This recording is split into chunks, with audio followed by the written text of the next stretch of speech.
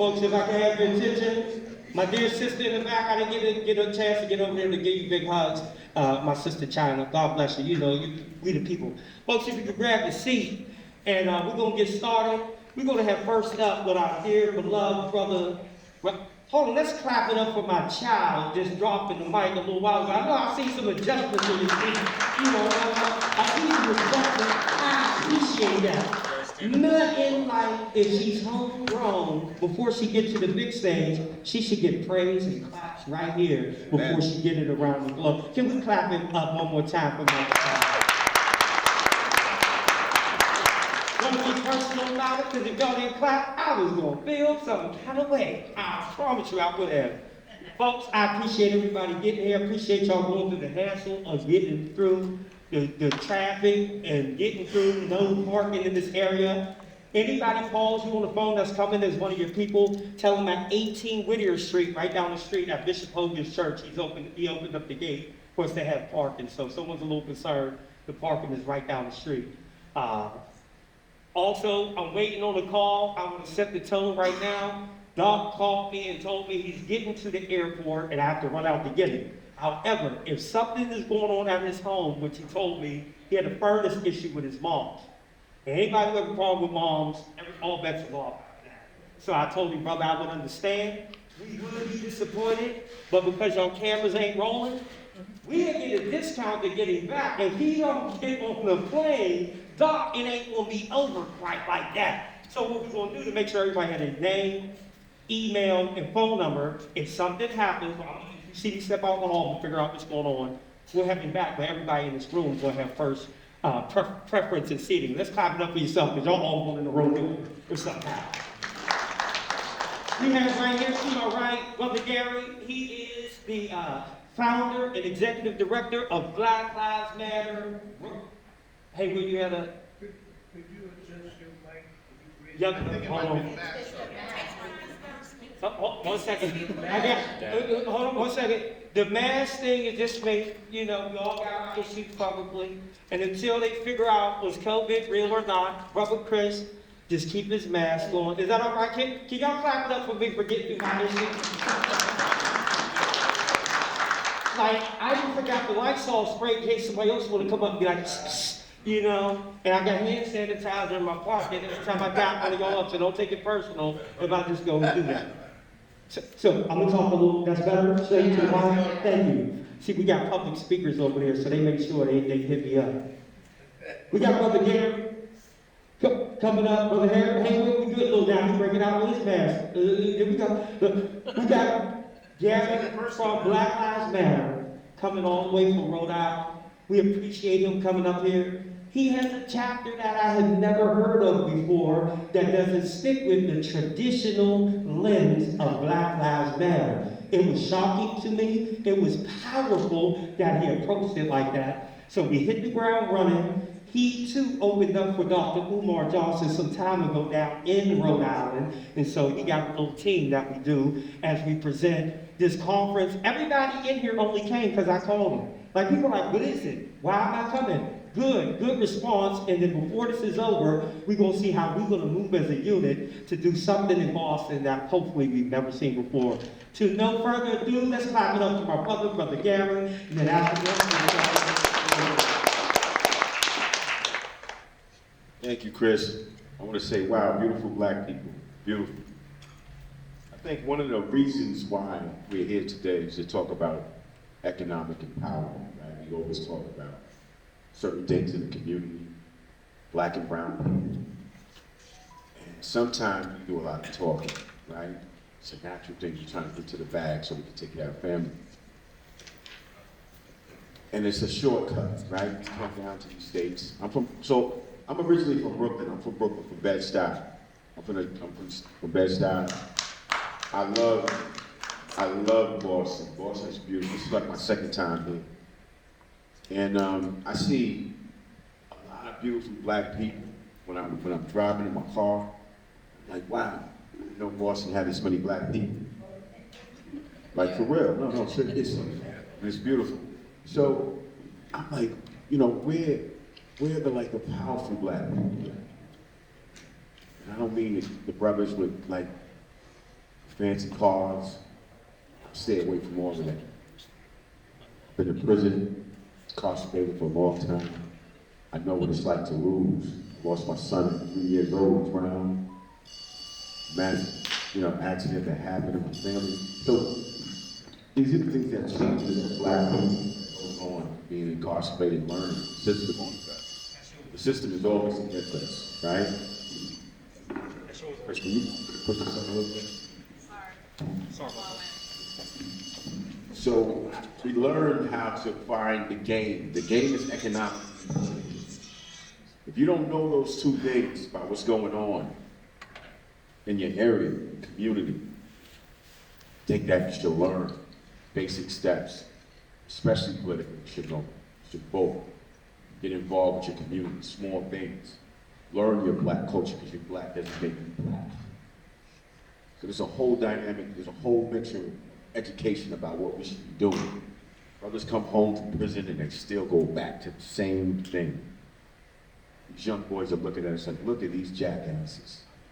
How are we going to teach these men how to be men, right? Because without the men, the women already losing. They're like, what's going on with our men? That's a fact. There's no question about it. Strong black men leadership showing them how we dissect fucking city hall, government, all of that. So what I tried to do was that I came up with Black Lives Matter, Rhode Island. And I watch all the white people. At the height of George Floyd, I watched what was going around the country, and I was like, wow, we got the gays here, we got the trans, and I ain't got nothing against none of them. Again, I'm from Brooklyn. And anybody know about Brooklyn, it's like Boston. We are hard to the core with culture and education. I'm talking about everything with culture and education. So we was embedded with that shit. We would learn at a young age, teach our communities, teach our partners, mostly of all, teach our white partners. You know what I'm saying? Those are our brothers and sisters. We got to teach them. And they taught us they suppressed us. We got to teach them now. Yo, this is our time. 500 years is up. So I think that it showed me how to get leverage politically.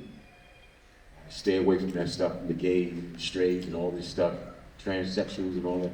I had to stay away from that. I had to educate myself and say, yo, listen, I got love for them, but this is about our people. Churches, it was all in. All the churches. Remember, they're black leadership. Sometimes, with the Nation of Islam and the Christians and the Baptists, get into this thing, man. You gotta stay away from it. Unless we all work together, you ain't gonna never figure this shit out.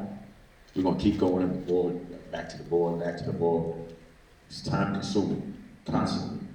Everybody wanna be leaders in the community, remember. But if there's one leader to be picked, that's how you win. I worked on the Obama administration. 2005, I came from Brooklyn out here, Rhode Island to Boston here. 2005, they never even heard of this cat. And we was like, yo, this is that guy right here. And we said, he's gonna be our president one day. 2006 and 7 came, we was like, yo, that young black man's running for office. Stick with him. We had Boston, we had New York, we had California. Next you know, he's running, he's the president of the United States. We wasn't shocked because everybody knew there's no black man ran since Jesse Jackson in that seat. So the problem is, he told me, was the downtown Boston, he told us, he said, Brother Gary, I want to tell you something. I said, what's going on with Boston? This is 2006, he said to me.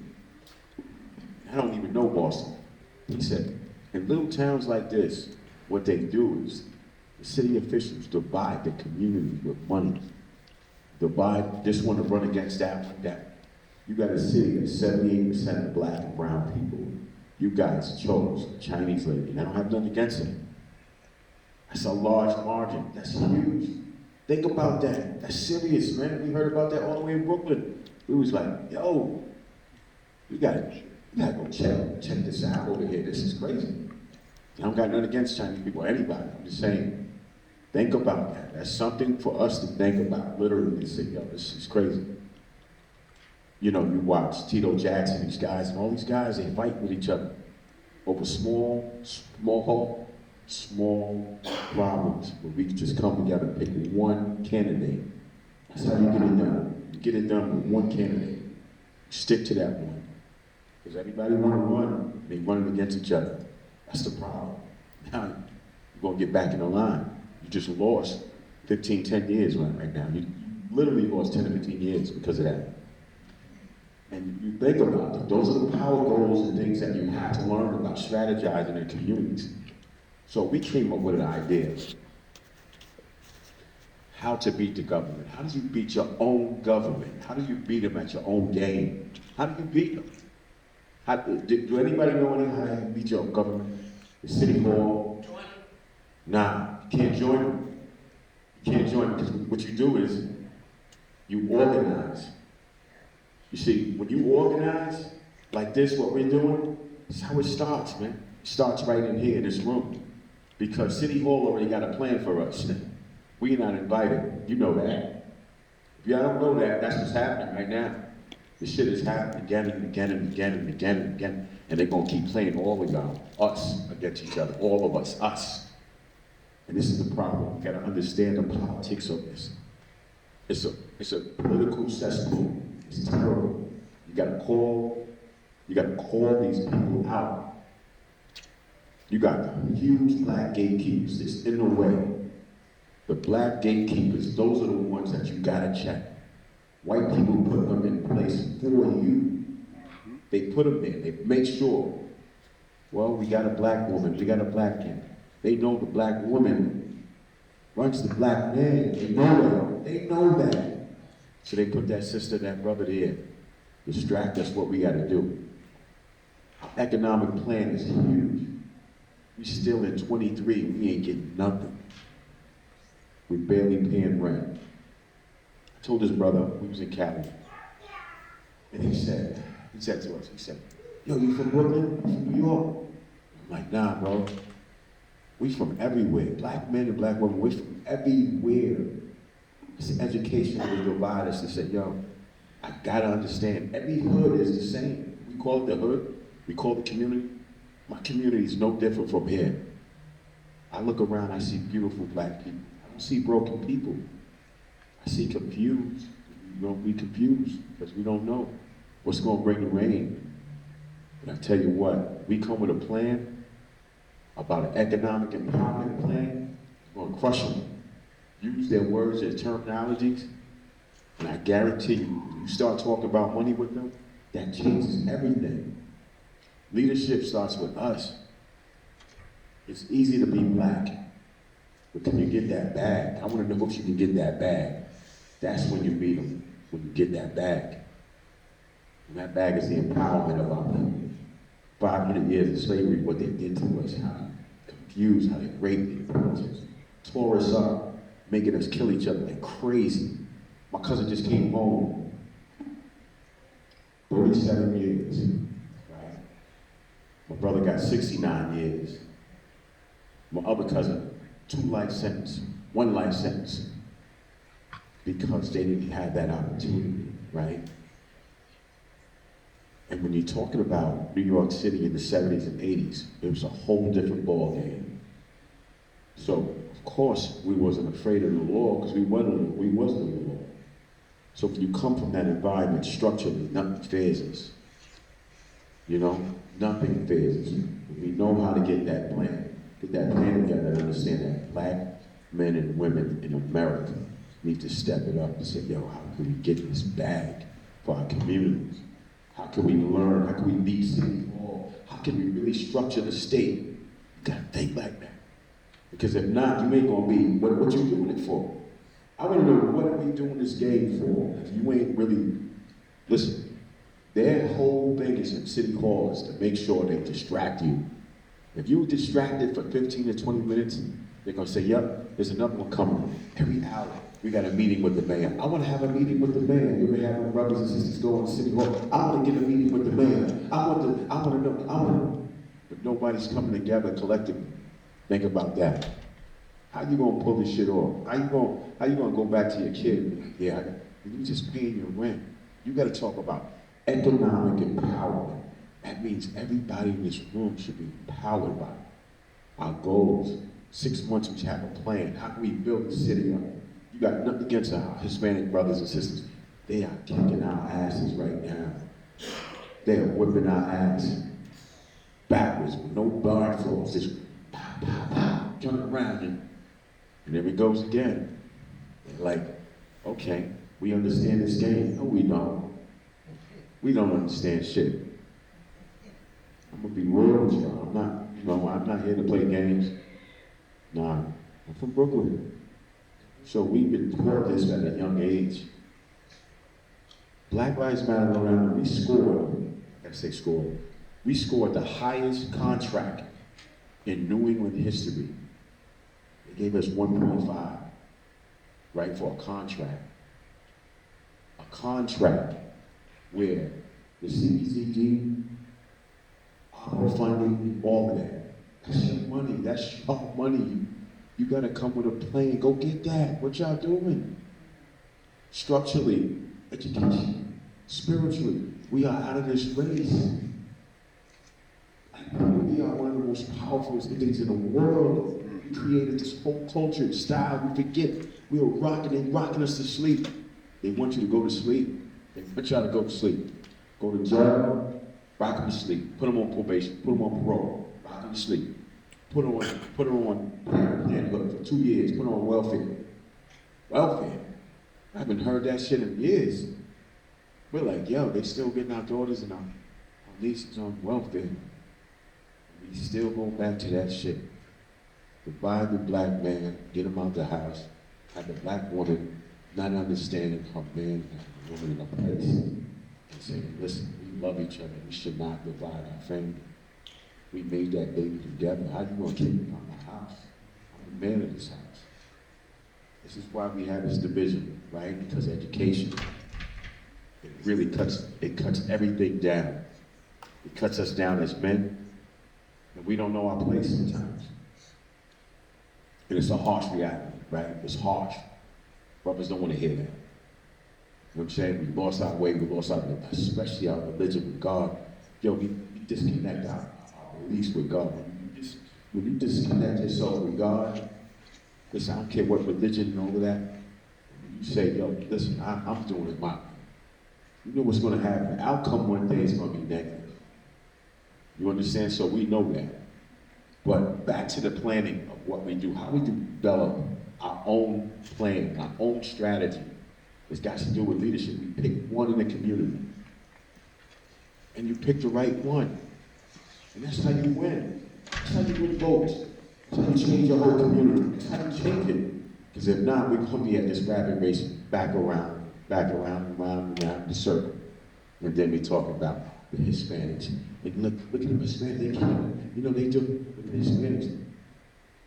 We got the power, we the ones who invented this shit, man, come on. Step back at the time. So back into the contract, what we do is that we level the field, right? The playing field, we level that shit, every state. We go to Boston, we go to New York, we might be going to London to teach about how we're gonna get these grants. Because in the UK, it's crazy. UK is serious. They get it, we can get it too. African Americans are the highest paid. Like we are the bread and butter of America. But yet, we took bumps and bruises in America. So when you get knowledge, right? You get knowledge and you say, wow, I went to college, I got my BA, got my master's, I got my double master's. That's great, that's fine. But what are you doing? What are you doing to come back and build this shit? Say, I'm gonna build this community, right? Because we all got a dream until we get separated about money, right? When you get that bread in your hand, you change. That's why you gotta have black leadership. You need structure. Black people need structure. Sometimes we gotta be taught that over and over again because of our egos, our self-awareness. That shit goes out the door like, yo. Like we forget sometimes, like, yo, how can I teach my kids something if you never taught me, right? So you gotta have leadership. Again, Some people structure that knows and know that political game. Everything is political. When you hear people say, "Oh, I don't want to get in politics," I don't want, trust me, you better get in politics. Because some whitey's got a new plan for y'all. You got a new plan in the same system, but it's still working. You know what I'm saying? So I watch Rhode Island, Connecticut, Boston, I watch these towns, these cities, the same shit happens. They divided us again. Here we are talking about economic empowerment, and then you got the people at City Hall gatekeeping the whole shit, playing these games with y'all. We're gonna play this game. So we had a plan, how are we gonna get past these gatekeepers in the community? Because those are the ones that really do it. So when you say Black Lives Matter, we were the real Black Lives Matter. Because if they only knew brothers like us that was in that that office fighting for months and years, and just getting the beat up, getting the raggedy sneakers. That's us. So we finally got that contract. And we got the highest bidding in the history of Rhode Island, New England. And we did it again. And we didn't make no noise. We didn't go out and brag. We didn't boast. We said, all right, we're gonna keep quiet about this because the other Black Lives Matter, the gay ones and stuff, they're gonna be mad. Right? They're gonna be really mad what I got to say. But I also explained why we did that, because we didn't win the Bible, right? Because those are our brothers and sisters. But we just kept our mouth shut and said, let me just show them how we can do this. We got the first African American library out there. The first Black Lives Matter that they don't tell you about. Right in Rhode Island, I built. Right?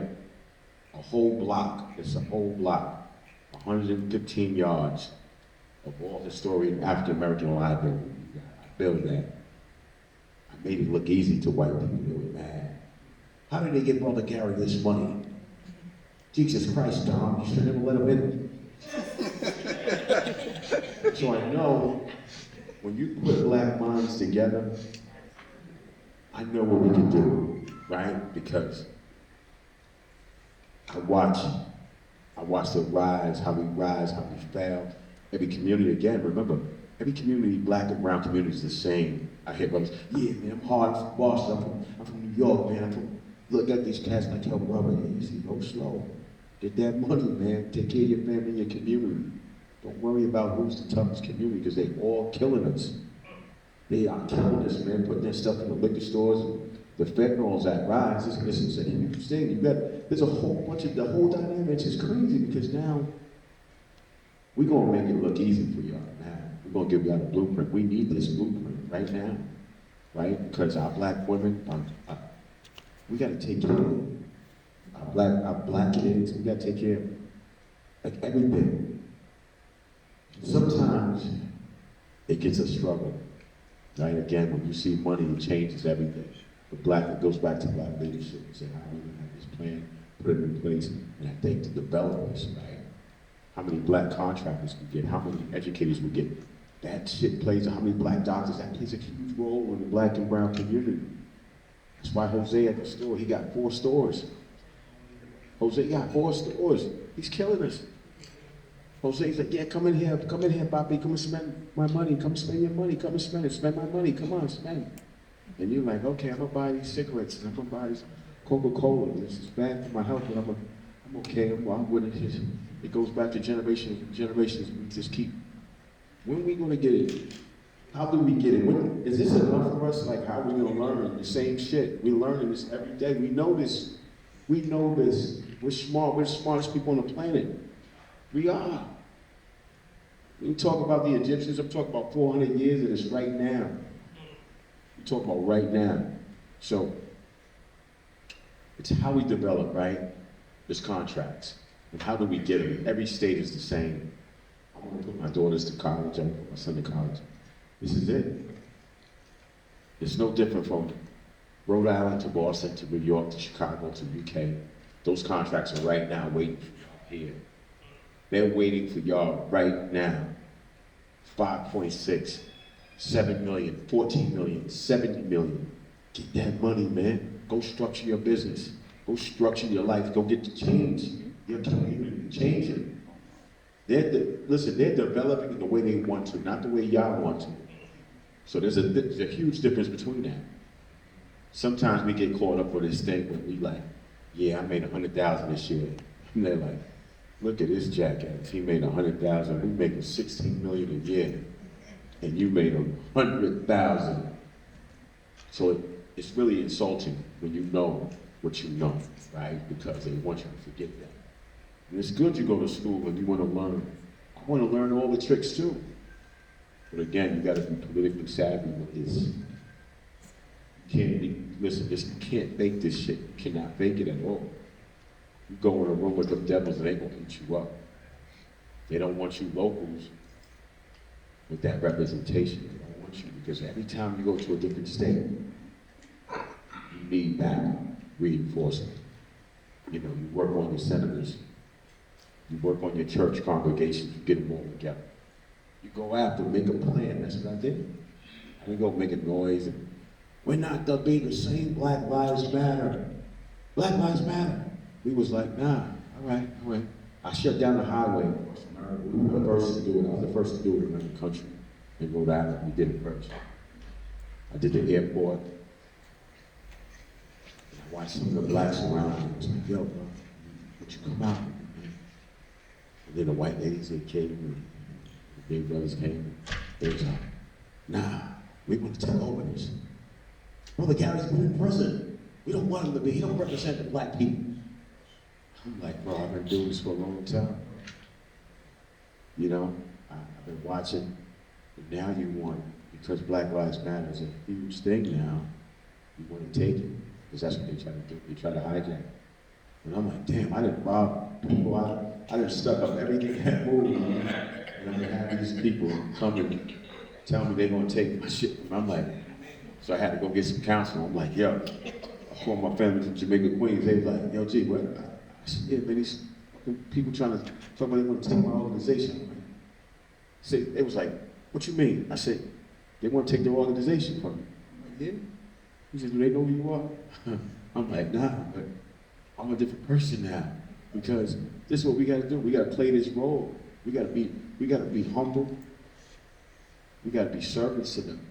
Because you know, that's the old way. You can't think like that. I learned so much from being humble that I had to calm down, I had to learn this game, and I watched all those white women, people trying to take the organization. I'm like, wow, they're coming. And I'm like, I don't even know that person. When you start talking $3 million and $4 million, they want to bury me. Because I got the contract. I did it 4 times. I did it 4, quietly. And I know every senator where they're from. I know where they live at. I know all their little tricks. And I'm the guy that was putting on blast. I was doing this thing like simultaneously, like slow. Like I know he likes little boys. That one likes, he's a weirdo, he likes it. And I was on him. That's what you do. You learn these people because they're bad people. Bad. Yo, they're worse than us on the street. I'm telling you. They're worse than drug dealers and killers. I'm telling you right now. They might make you feel like, I'm gonna give you this 30 years, I'm gonna give you this 30 years, I'm gonna give you 20 years. But they the worst of the worst because they orchestrated all of this shit. So knowledge is the key. Knowledge is the power that you have to have. When you talk about they divided us and our families, for many years, they've done that. When you talk about mass incarceration, changing the bills and the laws, these people have done that. They rocked us to sleep. Go to sleep, little niggas. Go right to bed with nothing in your hands. That's them. That's what they did to us. Blindfolded us, took us, robbed us. We know that. We can't be mad at each other. I can't be mad at another black man. I can't be mad at a black woman. I just can't. Because knowledge is power. Knowledge is power. So when you figure out, let me see, how do we go about beating City Hall again? It goes back to City Hall. Those are the gatekeepers. Learn that shit. Learn it. If you don't learn that, shame on you, don't learn about your community. Because you got all these activists, these people proactive, but they're not organizing in the community, right? It's not about being a one leader. You need a whole bunch of leaders in the community. You can't just make decisions on yourself because you feel like I got the work in. I put the work in. Can't think like that. I never, so beating people like that, again, they size you up, other blacks in position. They stall the pay. They stall it all the time. Every single time that you think, I want to have a meeting with the mayor. Check that out. I want to have a meeting with the mayor. That's them. Not us. It's about us. I don't want to go to a meeting by myself and arrange that with the governor. He's going to look at us by myself. Look at this nigga here. Look at him. He's coming here demanding shit. He's Black Lives Matter. Like he thinks, yeah, we the real Black Lives Matter. We on that Brooklyn shit. Like, you know what you owe me. They're afraid of people like that because you have to talk that. You mix it up. You gotta talk that shit. And they know the reputation's like, they're the worst gangsters. If you don't know what's going on economically and educationally, you should not be in this game. That's it. If you want to change your community, you want to change your kids' lives, I think you need to understand what is going on economically. Because one house is not what I want. I don't want to just pay a mortgage. I want like 5 or 6 of them. You understand? Yeah, brother. I wanted to open up question and answer before we break for lunch. Can we transition? Absolutely. Yeah, my sister over there, Sister Sharon, had a question over there. Sure. She's our Afrocentric sister right over there. She had to start off with questions. Fire with people. So I have a two-part question now, as I listen to you Yeah. talk. What do you mean when you say black and brown? What is the brown? So the brown is the melanin, the comment of our history, right? Because when we came over from the slave trade, we were so many different colors, right? We were dark, right? And then you know what happened after that. We got raped and we got pillaged. And now you have this forgotten color of caramel, black and brown, that people don't talk about. So we're not just one color. We're preservatives with that shit too. Okay, because here, what I am aware of, brown is the Latino population. And so when I heard you speak of black and brown, Right. I immediately went to, why do we always have to include other people in on what we need to do for ourselves, right? So that's what the brown meant for me. So thank you for clarifying that piece, right? So my second part of the question, and you can correct me if I'm wrong, if I heard you wrong. But I think I heard you talk about, you know, these devils and these people being brutal and so on and so forth.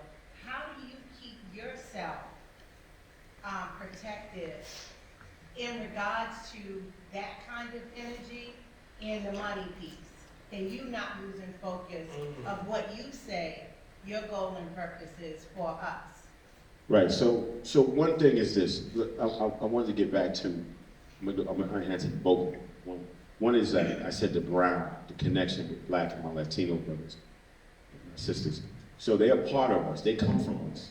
Everybody comes from us. I was about to say that, you got it right on the money. So growing up, I met some Cubans that are blue, you know, black, darker than me, right? I think I'm the darkest one in this room. So the thing is this, right? We talk about education, right? It's so imperative. I had to go back to school, I had to re-educate myself. I had to learn the history of the melons, learn not on the street level, but just on a way where I got it back from my grandmother, learning back to that culture of education, right? Culture education, not the school education, but our culture education. It's totally different, right? We talk about black and brown. My grandfather was a lighter skinned man. And his mother was a lighter skinned woman. So I know they came from that essence of the pillage, right? They were part of that. I didn't even have to read the history. I knew that. But I knew that they come from the black and brown melanin, right? They come from us. We are part of it. So the Latinos come from us. So we can't exclude them, right? But we don't have to talk about, check it out. I know you sister, I got you. So we don't have to always say the inclusion. We do need inclusion, but you gotta remember, they are organizing. And I know we have a hard time right now in 23 talking about evolution. How are we gonna get past this thing, right? The black and brown, why we use BIPOC? Why we use these words? The inclusion for black and brown people, because they come from us. We can't do that. We're not like a lot of people. Right? We accept everything. That's how it is. And I don't know why we accept everybody. You're right. But we have to get past that. That's it. But the whole inclusion piece, right? We didn't include when we was doing what we was doing back, Black Wall Street. We didn't include, and we was fine. There's a level of absence that we have within ourselves, right? Yeah. And when we can focus on ourselves, like for real, and do the necessary work, then we can collectively come, because you're right, we come from a strong group of people We do. that built everything, That's or right. the majority of everything. So why, this whole inclusion thing it just takes away, from me anyway, I'm speaking for me. No, I get it. Nobody nailed me. No, It just takes away from what our ancestors have done Right. for us to get here, right? Because we keep including everybody, and the same folk that we include is the same people that come and take and then go build. right. And what I say at the beginning of this, right? I said that we gotta organize, right? We have to. This is the structure that's been damaged in our communities. This is the problem that we have. Systematically, we've been out of this space for a long time. We've been out of 300 years.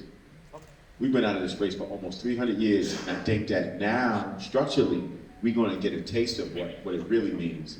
Now, if Uncle Sam takes away our shit, we kinda like fucked up. Like, we would be fucked up. So, I'm saying a lot of our black men, no disrespect to my brothers, because I'm from a strong black family, our black men checked out a long time in the system. They checked out. They got these young boys acting up out here, killing each other.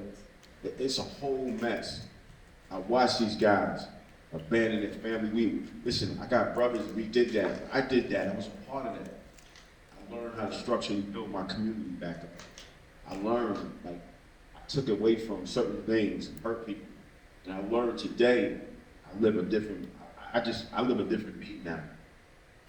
I gotta answer to God, right? Because now, sometimes you gotta go back to what you believe in, right? Where you come from. Structurally, I was in the church my whole life. Then I got indoctrinated with the nation of earths and gods. And that's a whole different ball game. So my family history is with that.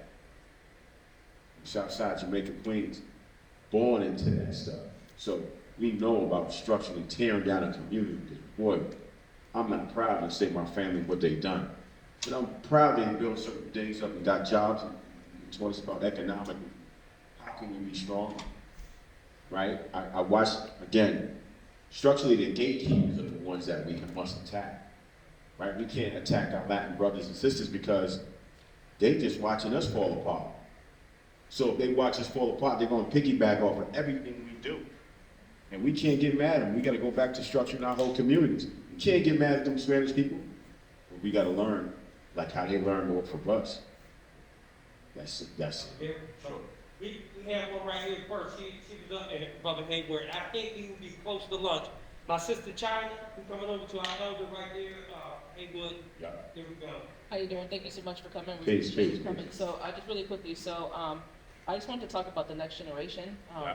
I've had the pleasure of being like the new young black professional in like a political environment, really crazy, and it was quite the experience, just kind of, navigating through that. But, as, we turn the tables and we're in this space of like the second Reconstruction, if you ask me, I feel like we're missing something, we're losing track of our next generation. So you talk a little bit about some hardships that you are facing with the next generation and what you're doing structurally to get, the next generation in line. So that's what we're here today for, right? The next generation, basically. We gotta teach our black men how to be men, right? Because that's where it lies at. The next generation, they're gonna come up, they're just gonna be like following certain things and certain things and trades that we've done in the past, but they're gonna put a little spin on it, right, with education. The white education is totally different. Again, structurally, family that we were brought up in our families are totally different than the education. So if you bring back the black population, let's just say, like in the 70s in Boston, right? Because everywhere it was the same, right? More black men had more black opportunities in the 70s. It wasn't like today. The 80s was dynamic, perfect. The end of the 80s, mostly drugs came about, right? So, in 23 now, our black leadership has failed. Remember, it failed. So the new generation is just waiting, taking shots at the old generation, right? They're taking shots. Like, I can do this shit by myself. I don't need no old heads telling me what to do. That's basically what's going on. You understand? That's what's going on. So sometimes we forget that they're watching us, man. They're watching us, how we conduct ourselves, how we treat our ladies, how we treat our families, how much money we make. Why you wearing Jordans for? You're a grown man. Why your car's better than my car? I got a Toyota. Why you got a Bentley, Mercedes? That's the young generation. You understand? So they're really tearing down the old heads, us.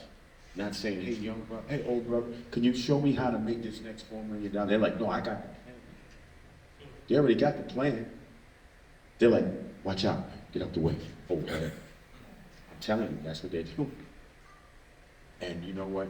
Our black women are so special where I watch my sister, where she is an Asian, and she told me, she said, yo, G, I feel like we're failing. I said, no, we're not failing. Ain't that. Once we all come together again and route this thing now, cut that route out, and bring about 4 or 5 organizations together, you get what you want. You get what you want. But you got to show structurally again. That's why the Hispanics, go back to the Hispanics, which my sister had. So you got to remember that it's not their fault. It's our fault.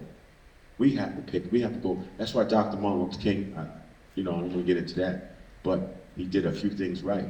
Malcolm was amazing. I worked with his daughter, and I went to his daughter's funeral, and we talked about that at the funeral, and we talked about certain things about how we're gonna attack the system in a different way with young people, because young people are looking to be lead. They're not trying to be taught. They're looking to be lead. You have to lead them. I have a suggestion. Go ahead, man. One second. Oh. It was Haywood. Oh yeah, Haywood. I'm sorry, Haywood. My bad, bro. Haywood, Shaq is impulsive. We gonna give that. We gonna go to Shaq. We gonna give some political skills. You gonna hold up to Shaq and his Israel. It'll be a great one. Haywood, right here with our impulsive brother, and then we gonna go to Shaq. Oh, we got Steven and rub off for him too. Here we go. Let's go to brother Haywood. I want to say, I feel black today.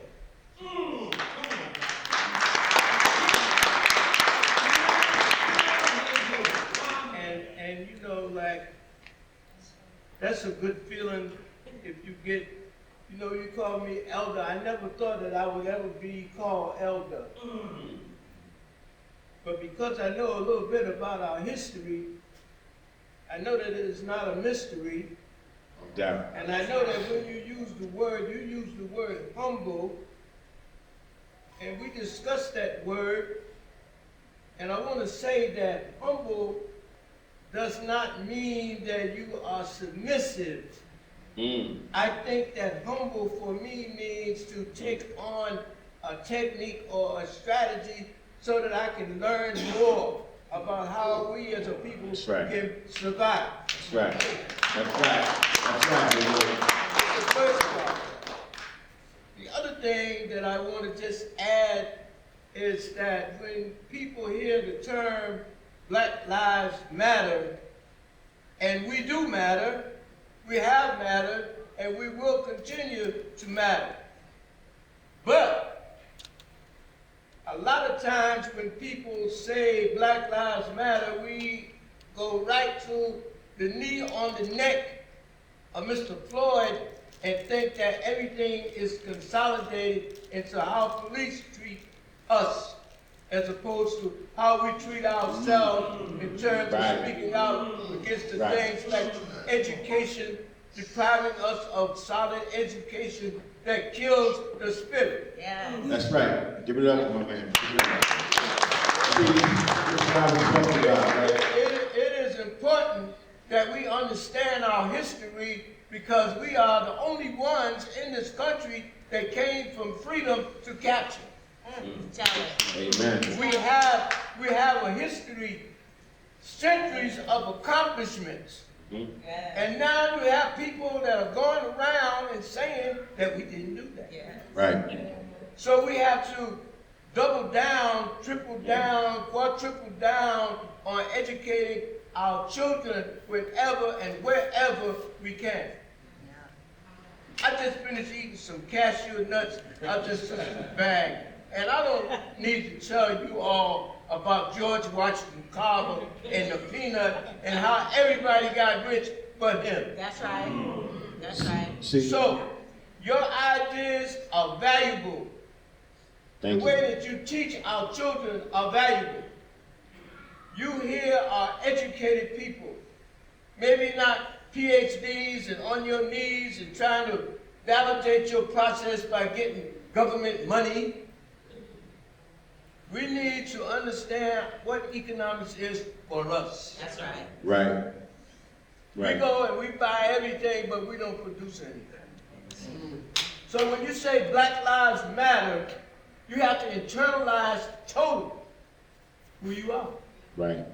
and what they're doing to you and what we must stop. So I came here today very early, but I knew I had to be here. And I want to thank you for having me here and for having this event here. And I hope that whoever you are, that you will take a mustard seed of faith and use that to share with other people. Don't argue with people about your greatness. Plant the seed in their mind, and the truth will Strong. be your fertilizer. Hey. We Strong. will grow. Thank you. Beautiful. Give it up to my man. Hold it up. You know, when I got here in the room, I sat down to this special man, right? We was building, me and him, Mr. Hayward, and we started talking about things of the past, about history of black people. Strong vibe. We vibed out right there. Crazy, crazy vibe. Give it up for my man one more time. Educator of the past and future. See, this is why we talk about Black Lives Matter, right? Because I didn't want to talk about that part about Black Lives Matter. I want to show a different side, the real Black Lives Matter, right? Because it's a whole game plan that they want to keep you in this box of Black Lives Matter, where, you know, we talk about the police and the police brutality. That shit been going on for fucking years, man. Beating us and killing us down in the streets. I'm tired of talking about that. I want to know, how can we fix our black men and women, our mindset? That's where it lies at. It don't lie like the police brutality. It's a game. It's all a game. It's a political purpose for us to get out the way, nigga. Get out the way. Get out the way. The problem is, we gotta figure this out, right? We gotta figure it out. And it's an economic game with black people today. There's nothing to talk about. We don't have, listen, I don't want to talk about it. I love what happened. We got an eye open about George Floyd. Listen, I got a whole history about George Floyd in my neighborhood for years. Harlem, Brooklyn, and Queens, the Bronx, Uptown, Chicago, LA, Detroit. That shit been going on for years, man. Every community where there's black people been beating and bashing us, tearing us apart.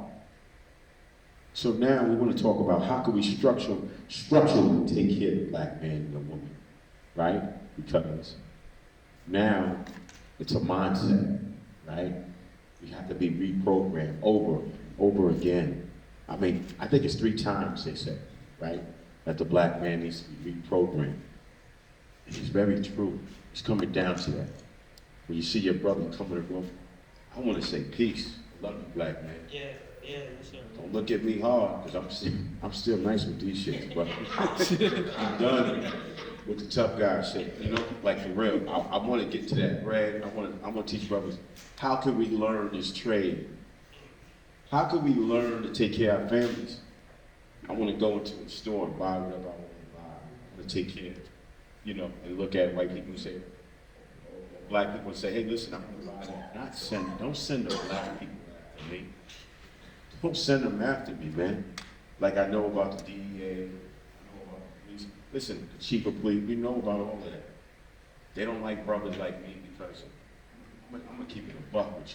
I'm gonna be 100. I made some mistakes in my life, but you best believe I'm here today to teach you this trade. To say, yo, it's time to move on. You know what I'm saying? Like, get this bread. We put people in power for our communities to make it better. Nothing against Jose, you know, they got 4 stores. You got 4 stores. Think about that. You got 4 stores. How many do you got? How many houses you want? You want 1? That's fine. That's fine. You want 1 home? Okay. I got into an argument with this lady. She said to me, I gotta go get my house. Brother Gary, I'm getting my house. And she was kind of like bragging, right? And I'm looking at her like, yo, you got 4 kids. Like, you gotta really think about setting them up, right? Put them in a good place, right? Put them in a good place. Like, teach them about how can we get this economic plan together. Let's structure this thing again. Let's program our kids at 8, 9 years old.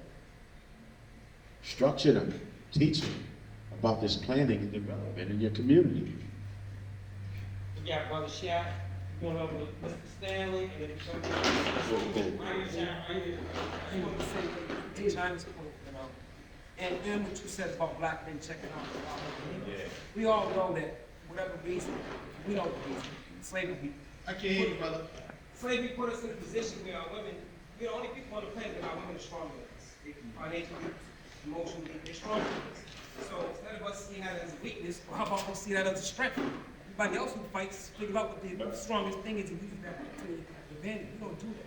We know our women are our strength. We don't use that. Right, but remember I told you, brother, education, right? Education is the key. When we come together, I think that's the most powerful thing, not for you to battle me, right? I can't battle you and battle him, and I didn't battle everybody. I feel like I'm in the league.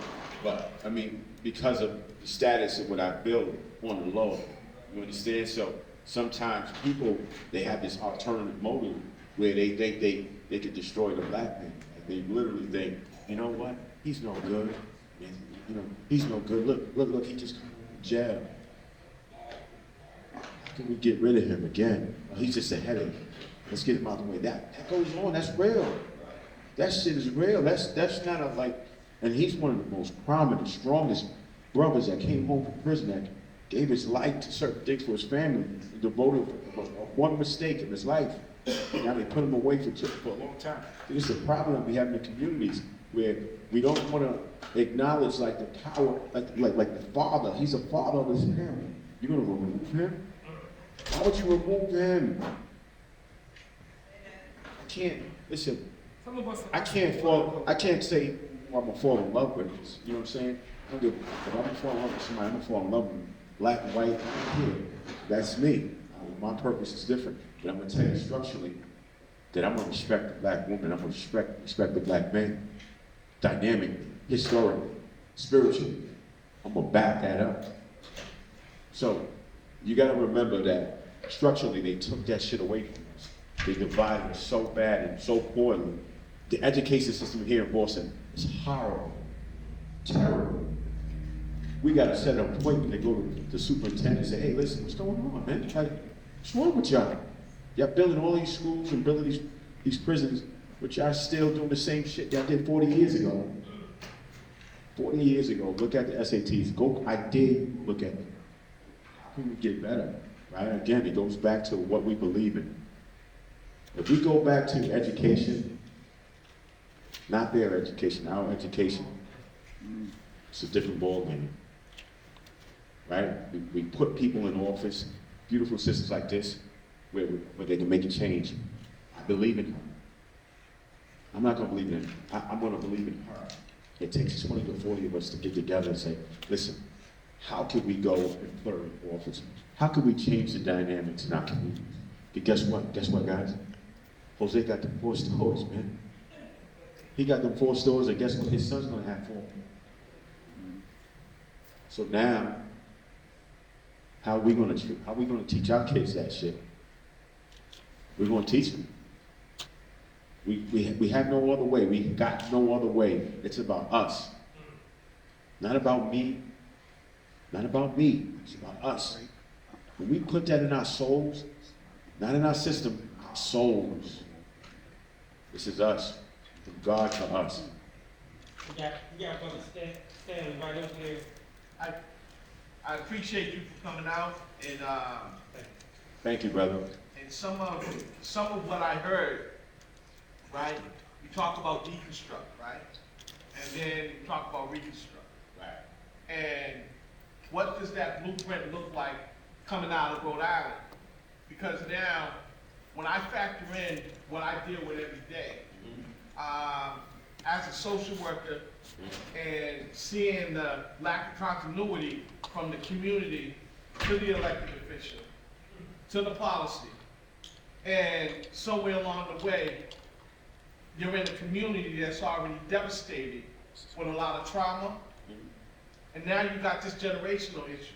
So if I look at all these pillars, and then I'm saying, okay, where do we go with being able to address each one of these pillars? Because one part is trauma. The next one, I'm looking at this generational lack of continuity. Where this next generation Z doesn't want nobody to tell them what to do. We just don't know how to ask the right questions. Right. And then here, I'm looking at these policies in this other pillar that we're governed by, that the average person in the community don't even understand. Right. Right. So you said it rather nice. I like that. That was important too. Imperative that you guys understand this is what I'm talking about. So, you know, like an octopus, they got so many arms, the textbooks. You got like 16, 17 arms, something like that, right? So, black people, we should organize. It goes back to organizing again, right? You have mental health, you have police policy, you have equity firm, you have these cultural classes, you have all of these things in place that we can do. We can organize, and each branch member will take over and identify the problems as a specialist on that team. You understand? And you break down to every last compound to that. If it's mental health, you get a mental health specialist.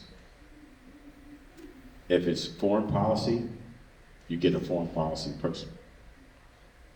If it's equity, you get specialists involved. Yeah. So now you have a whole team, like I said, a whole team of specialists. And you show the young people how it's done, right? Because they're still looking for leadership, the young disease are. They're looking for that. Like again, they might make more than you guys, but you are the blueprint of that.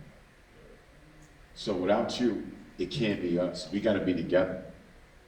It's gotta be a team of us to work in the community. That's why I said a whole team effort.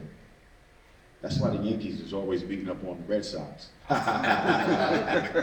No, but on some real shit, like, you gotta understand that it's a team effort, right? You gotta understand that they put this in political power to be disarrayed. They want you to go and commit a crime. I can't get a job, I got a job. Back in the day, we didn't have a job, we'd go stick something up, right? That was it. I'm over here, this is not too long ago. I'm thinking of like, and this is our mindset. Check this out. This is not too long ago. This is years ago. But look at the mindset of a black man. I'm telling you, it's the truth. And when we get into a distraction of ourselves and we get nervous, we can't take care of families, of course we go back to what we know how to do. Because now they're waiting on the 6 o'clock news for you. Look, we got Brother Gary. We got him. We got Brother Gary. He's with Buckwheat down the street. We got him. He's locked up in the building, ready to hold it up. They're waiting for that slip up with me. Can't go back like that. Listen, it's a new job. It's a new arena. Listen, black people are the future. We always are the future. We're not the past. We're going to always be the future. There's no question about it. We are the irony of America. We straighten everything out. Every time. When white America catches a cold, you know what happened. We catch the fucking Ebola. We catch that shit and people like, yo, I can't believe it. I don't understand why this is happening to me. Because you've been chosen, man. You go through heartache because you've been chosen. That's all. You don't complain. You don't get mad. You build with your brothers and sisters. That's why you make it better. You stand your ground. You know. We got right here, Brother Steve. Yes, Steve. Yeah, Peace, brother. peace, man. I'm hoping 1 year and 50 days after doing 28 years of wrongful conviction.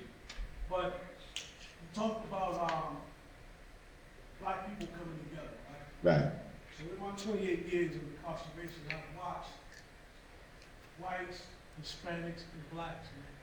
And one of the things that I've always noticed and always wondered, whenever they would break bread together, right? Whites would, they crew together, they eat. They break bread and no complaints. Puerto Ricans the same thing. Whenever I see my people cook together, break bread, it's like, why he got more than me? How come his plate is, why he get more? How much did he put in the meal?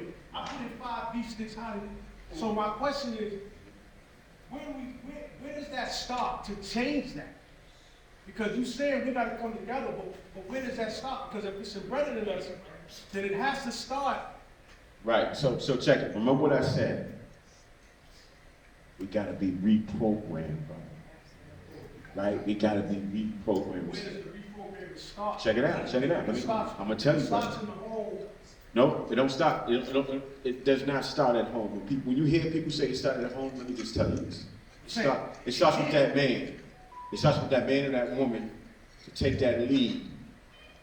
And you can't bring that foolishness at home because now you're bringing that dirt on your shoes and your shit. Now you got shit all over your floor. Now that's the same shit, right? I can't bring what I learned from prison. I go to my son, hey, little man, look what I learned in jail. I get it.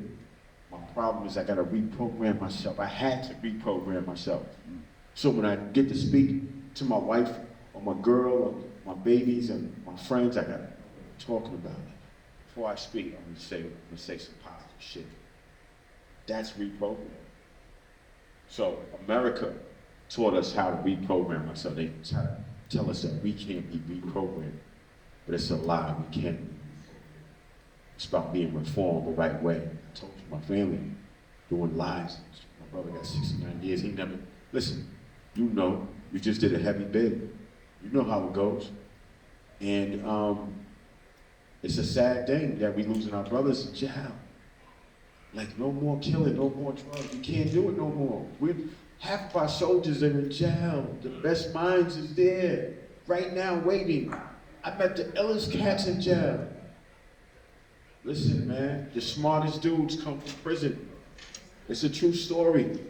They try to tell us to deprogram us. Forget about those guys, brother Gary. I'm like, man, I was one of those guys. I was the worst of the worst. And I know I had to reprogram myself and say, you know what? I caught 2 of them. I got shot twice. I know what it's like to pick up that gun and say, yo, I know that. Where's my sister Tanisha? Where's she at? Put your hand up, Tanisha. I know she's here. That's my sister. That's the queen. Listen. So, I know one time, I don't want to talk about this brother. We had a situation with somebody, and I was sick. I had stage 4 cancer, right? I just got over it a couple of months ago.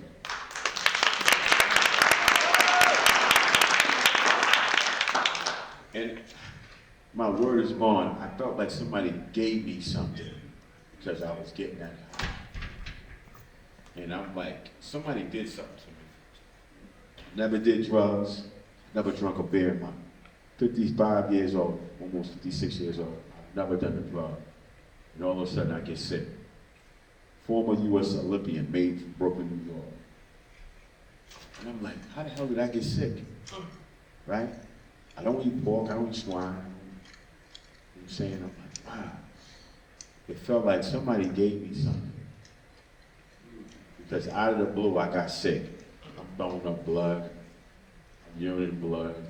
I ran a 4.2. I was fast. Carl Lewis fast shit. Uh-oh.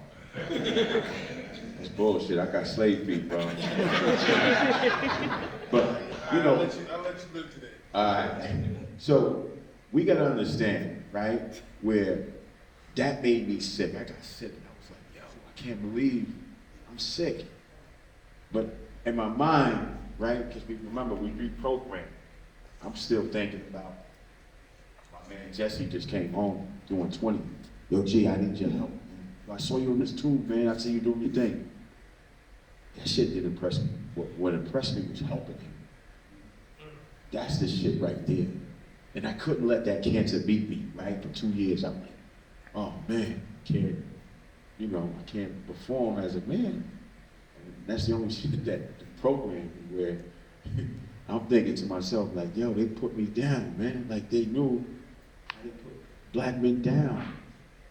You know, all mine, I'm thinking about just how you can do 20 years. Imagine being 20 years incarcerated. Like what he lost. I lost my son. Listen, I lost my son in 4 years while I was in jail. My son drowned and I couldn't do nothing about it. One of the harshest reality that hit me. Where I couldn't be there for my little son. 3 years. He's 3 years old. He drowned in the pool while my wife was washing him up to come and see me.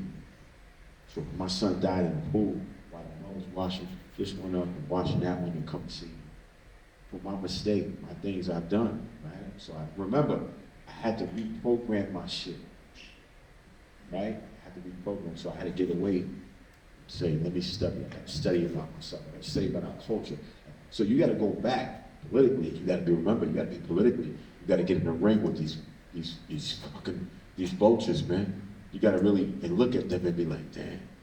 You go in the room and like, damn. You look on the side, you're like, I hope one day I don't have to beat your ass one day. You know what I'm saying? Like, for real. And you come in the game like that, like, oh, remember, that's John. John, he's cool. That guy might be your enemy now. Right? Because that's how the political game is. They play them games. Right? They play the games. So I seen them dissect families after families and after families. Educators after educators, the same shit. Structurally tear down the black community. So, yeah. Is it a quick one? Is it almost like yes or no? Because you want to do one. Go ahead, brother. Brother Osgood. No problem. My name is Wayne Everett. We got a nonprofit called Black Network Development Associated with WBCT. Our mission is to increase the $8 medium network for non-immigrant black folks. I can't hear you, Doc. Speak up. My name is Wayne Everett Osborne. We have a nonprofit called Black Network Development Association. Our mission is to increase the $8 medium network of non-immigrant black custodians by all legal means necessary. And what we mean by legal means necessary is what you spoke about, dealing with the economic empowerment structure plan, and when you spoke about distraction, the distraction is what keeps us separated, and we believe in reconnecting with God. What you talked about was when we started that. And one thing we do believe in, African Americans do equal non-immigrant blacks, and that I'm following what you said, learn from the people. When you talk about the political realm, you talk about learning from this whole thing that we're doing. The reason why we say all legal means necessary, every one of us is the legal means necessary to increase our media network. We believe in what you're talking about in coming together. Right. I'm originally from Boston, born and raised here in Boston. I was asleep up until 3 years ago where a brother gave me the Willie Lynch letter, and I read that. I'm a product of Mecco. I went from 3rd grade out to Lexington, went to Morris Brown College, and walked around here as this black-white guy. Brother told me the reason why you never worked for a white person before because you are the white person. And he gave me the Willie Lynch letter, he gave me the miseducation of the Negro, and now I'm white. I cannot go back to school. Give it up. Give it up. Come on, black man. I believe one thing, we all can work together. Our nonprofit is for everyone.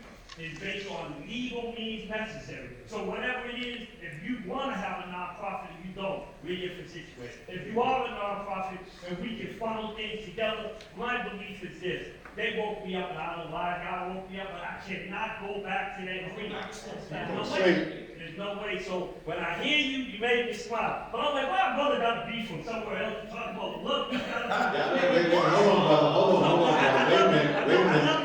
We got a man too.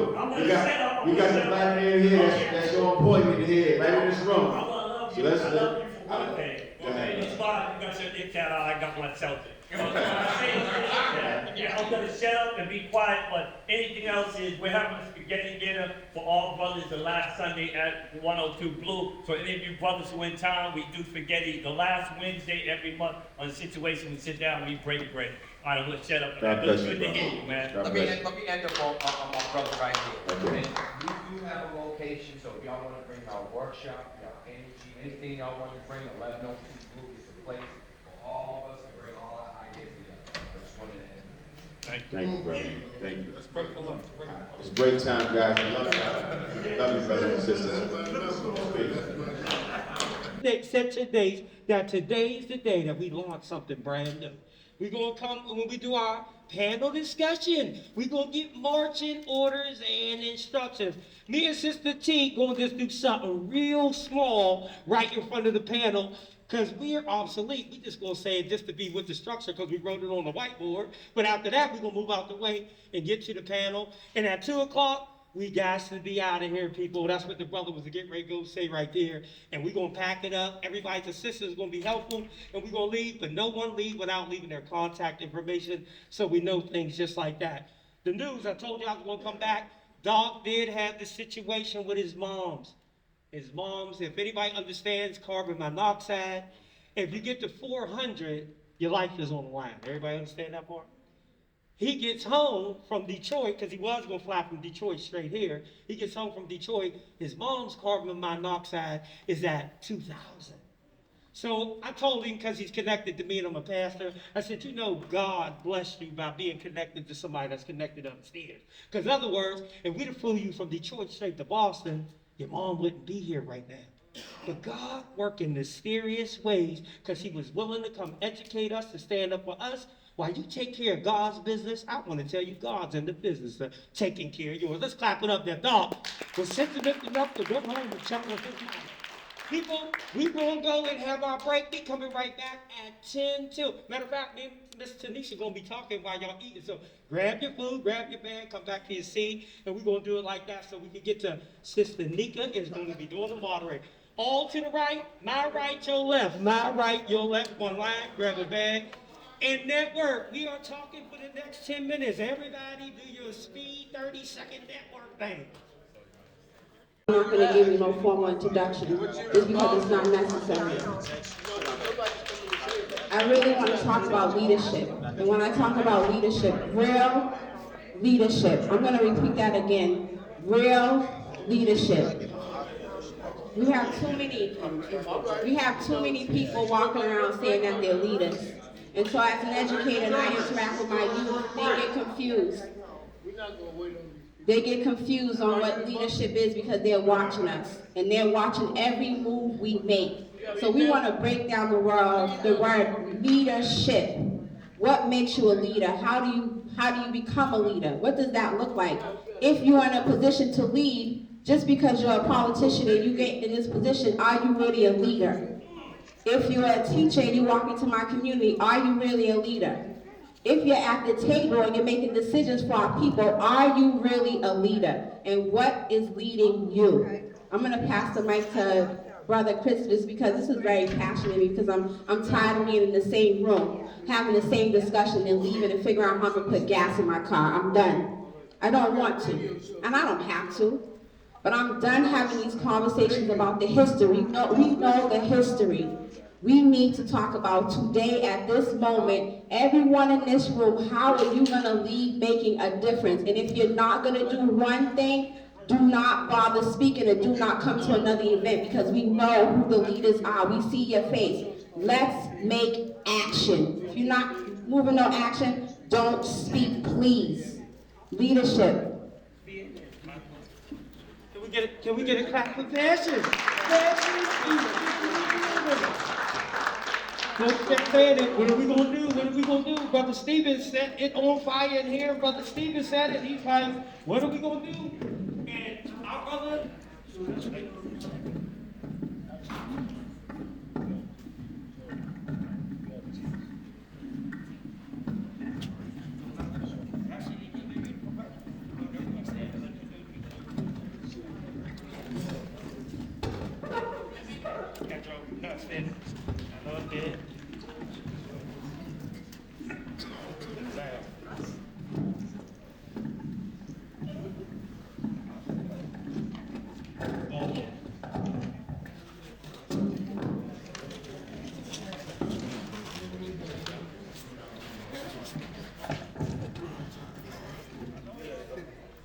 let's clap it up for the camera guy. I know that drove him nuts, that the microphone was upside down. I know that was killing him, because it's me and my child. When I'm sitting there texting with one finger, I try to not have my back to my daughter, because she's like, Dad, nobody texts with one finger. I'm just glad I did the thing right. She's like, no, you do with thumb. So let's clap it up for everybody being in the supportive room to get through the issues. Here we go, people. We got the acronym, Born for Leadership. As we go through it, my child is going to help us out as a lovely assistant and write it down. When we say leadership in our community, she said, are you a real leader? Hey, go back. This is all me. I'm trying to hijack it right now. And we're going to do it fast because my sister's coming back for a moderation with these trained experts that's in the room, and I'm getting ready to love it all. People, I'm going with the first one for our leadership is love. You got to love black people if you're going to be a leader. Can we clap it up for that one right there? Love yourself and love us. Otherwise, we got people who did a couple push-ups. It's time to kick people out the family. Treat them like distant cousins and say, you got to go over there in a time out. People, by show of hands, where we going? We already see it's to eat because we moving fast. What do we need if we're going to be a real leader in the community? Mr. Stanley, do we got emotional intelligence? How about people know how to deal with impulse control and stuff like that? Don't you think that'd be a good one? Am I doing a cheat code? Emotional intelligence. Let's put that in there since we're at a mental health summit. Emotional intelligence. Anybody else? People, we firing away. We down to A because we moving. What are we going to do for leadership? Real leadership. Oh, my child. Accountability. My feet are on fire on the left-hand side. Let's clap it up for my child with accountability. My sister has to come grab the mic for accountability. All right, this is really important for me, accountability. What does that really mean? So we have a situation with two people. They have to handle a situation, and it needs to be handled quickly. It's somebody's fault, right? One of them is somebody did something wrong. In the midst of it, somebody has to take accountability. Somebody at that moment has to take accountability and take responsibility and say, I'll fix it right away. Can we talk about it later? Of course. But right away, there's a situation that has to be solved. Someone has to take accountability. Are we going to just walk away from it? That happens too many times because we're in our emotions. We talked about emotions earlier. We talk about balance of emotions because everyone has emotions. But if you don't know how to balance them, you make bad decisions. So, accountability. What does that mean? Somebody has to take responsibility even if you are right. At the moment, a leader takes responsibility at the moment and handle everything else later. Let's go with the D. And some of us we have heard was called dummies, but we are not going to put that one in there. What in the world do we want for the D? People. Dedication. Woo! For black people. Let's clap it up for Shout. Go with dedication. No, clap it up like you feel some kind of way. People was fast, but everybody supposed to feel encouraged amongst their people. Hayward Fernell sat over there and said, I feel good to feel black right now today. Let's clap it up for our elder feeling good about being black, because some people don't feel good about it. All right, we got it. We keep on going. Come on, people. E for encouragement. Can our leaders encourage us, please and thank you? Even we got sister. What's your name right there? Raise your hand right here. Yeah, the one that's looking around. Yeah, there you go. What is it? Girl, I wrote you down on the paper to make sure you was here today. Let's clap it up for Cassandra. She wants some encouragement from Black leadership. I'm with you, my girl. Okay, anybody else? Let's keep going. We run out of letters, people, and then at the end, we're gonna sit there and do a little philosophy for you rap stars in here. The ship is sailing away afterwards. When we put this leadership in place, that's why we're gonna go in the community, pick people out, say you represent us, say you're gonna go up there and not lose your cotton picking mind when you get amongst some other clear people, and you're gonna remember the assignment. All right, here we go. Respect. Woo! Respect! Let us put that one up there. Let's clap it up for Brother Stephen with respect. And take our protection on how fast Tanisha trying to get out the way. Come on, people, we got the S, and you cussing saints and you cussing other people, just hold on with the S. Because you know. Saved, sanctified,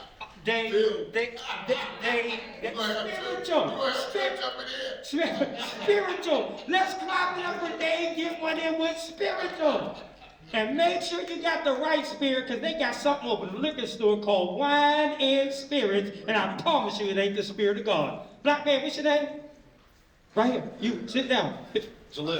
No, all the way over. Right here. Yeah, you.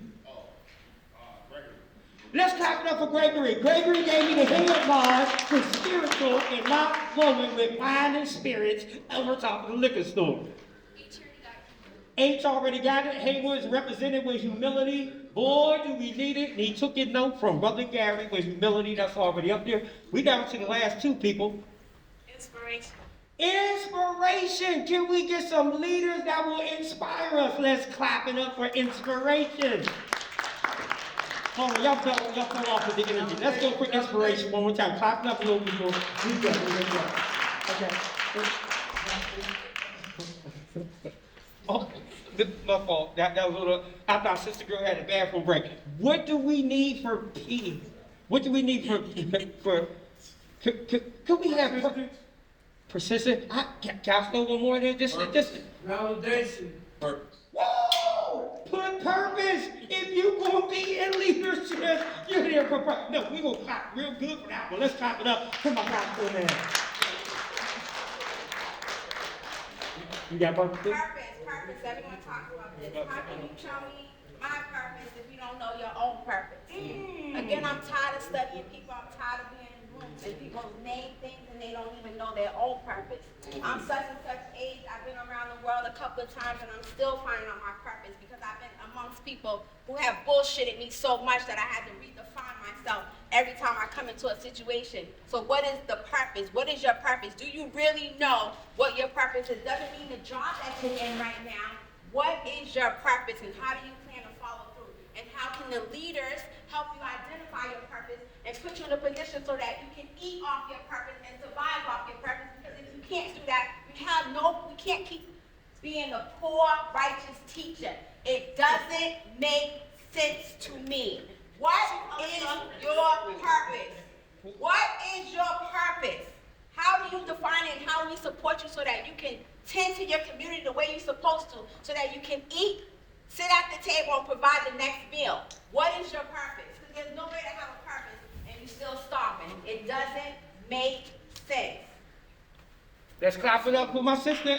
We're going to close out this one with answering purpose and how to get there and get that clarity of why you breathing and millions have left here last night. I put in there a little bit of prayer. Talk to God because he's going to talk to you. So he might give you clarification on your purpose. People, we get ready to transition. Let's clap it up for my lovely sister, my child.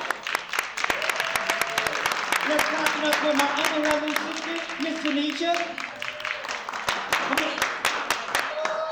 Human being, because this is name, we ain't gonna start name off because people gonna have some other stuff that might short circuit Brother Gary, but we're gonna give human being, let's clap it up with another human being. And people, before I move to the side and bring our other sister up here, everybody, just because this is how you do it after 28 years of marriage, can we clap it up for my lovely wife that is doing nothing? That clap needs to go up and couple up there. Can we clap it up a little bit more? Because I see some people clapping. Dave, if you don't get off that phone and clap right there, I'm not there. People, we slide to the side. Thank you, and we up here, come on up to the stage. Let's go. The panelists are transitioning, and we are transitioning out the way. And we got it, because we got to be out of here at 2, and I'm glad they all professionals, because they know what they doing. Can we just clap it up for my sister, Red China Tyler, coming up to the stage?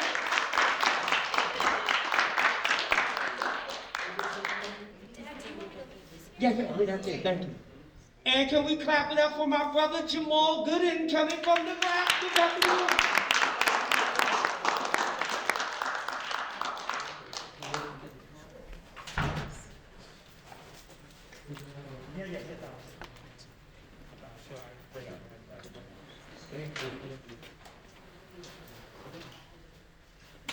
Which direction did we miss in 2 that, let's clap it up for Cornell. He just walked up here on his own because he's talking with leadership. Let's clap it up for Cornell. We are missing Mr. Will Dunn. Can somebody go grab my honorable brother Will Dunn, and he is coming. More, clap it up one more time as he comes up to the stage.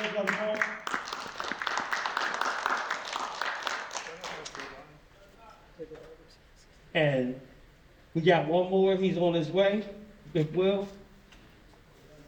And people who was not able to be here, you see his name up there, Greg Davis, longtime leader in the community, helping out with housing. He still teaches and does AA and NA over at the Marcus Garvey House for anybody that's in recovery. What we got to do is clap it up for Greg Davis over at the Marcus Garvey House. Will is going to join us momentarily, but as that's happening, we're going to give everybody a chance to just say a little excerpt about themselves. We starting from the far right with my brother Cornell, and we will make our way back, because I was supposed to have a bio for everybody, but I didn't do my job. Oh, I wasn't supposed to do that? Okay, but we're going to do it nice and smooth. Everybody going to do their own bio right now, and thank my sister China for not going off, because I didn't text her questions ahead of time. So let's clap it up one more time, that we didn't put it together, people. So let's do it right now. I'm going to check on Will, and we're going to start with Cornell, make our way over with the introductions, and we're going to have a panel discussion over returning citizens and what is it going to need, what's it going to take, and especially before I sit down, it's being highlighted right now with China going and doing some things to help us out in Nubian Square with people that are struggling with that fentanyl, and especially making sure our elders are safe in the community. So we want to clap it up right now for our sister, and we're going to clap it up for everybody else. Clap it up for them one more time.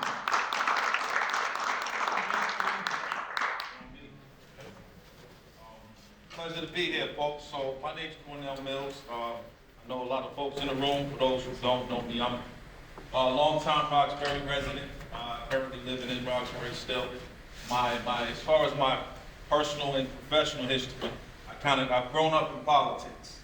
I'm the youngest son of our former Senator Diane Wilkerson.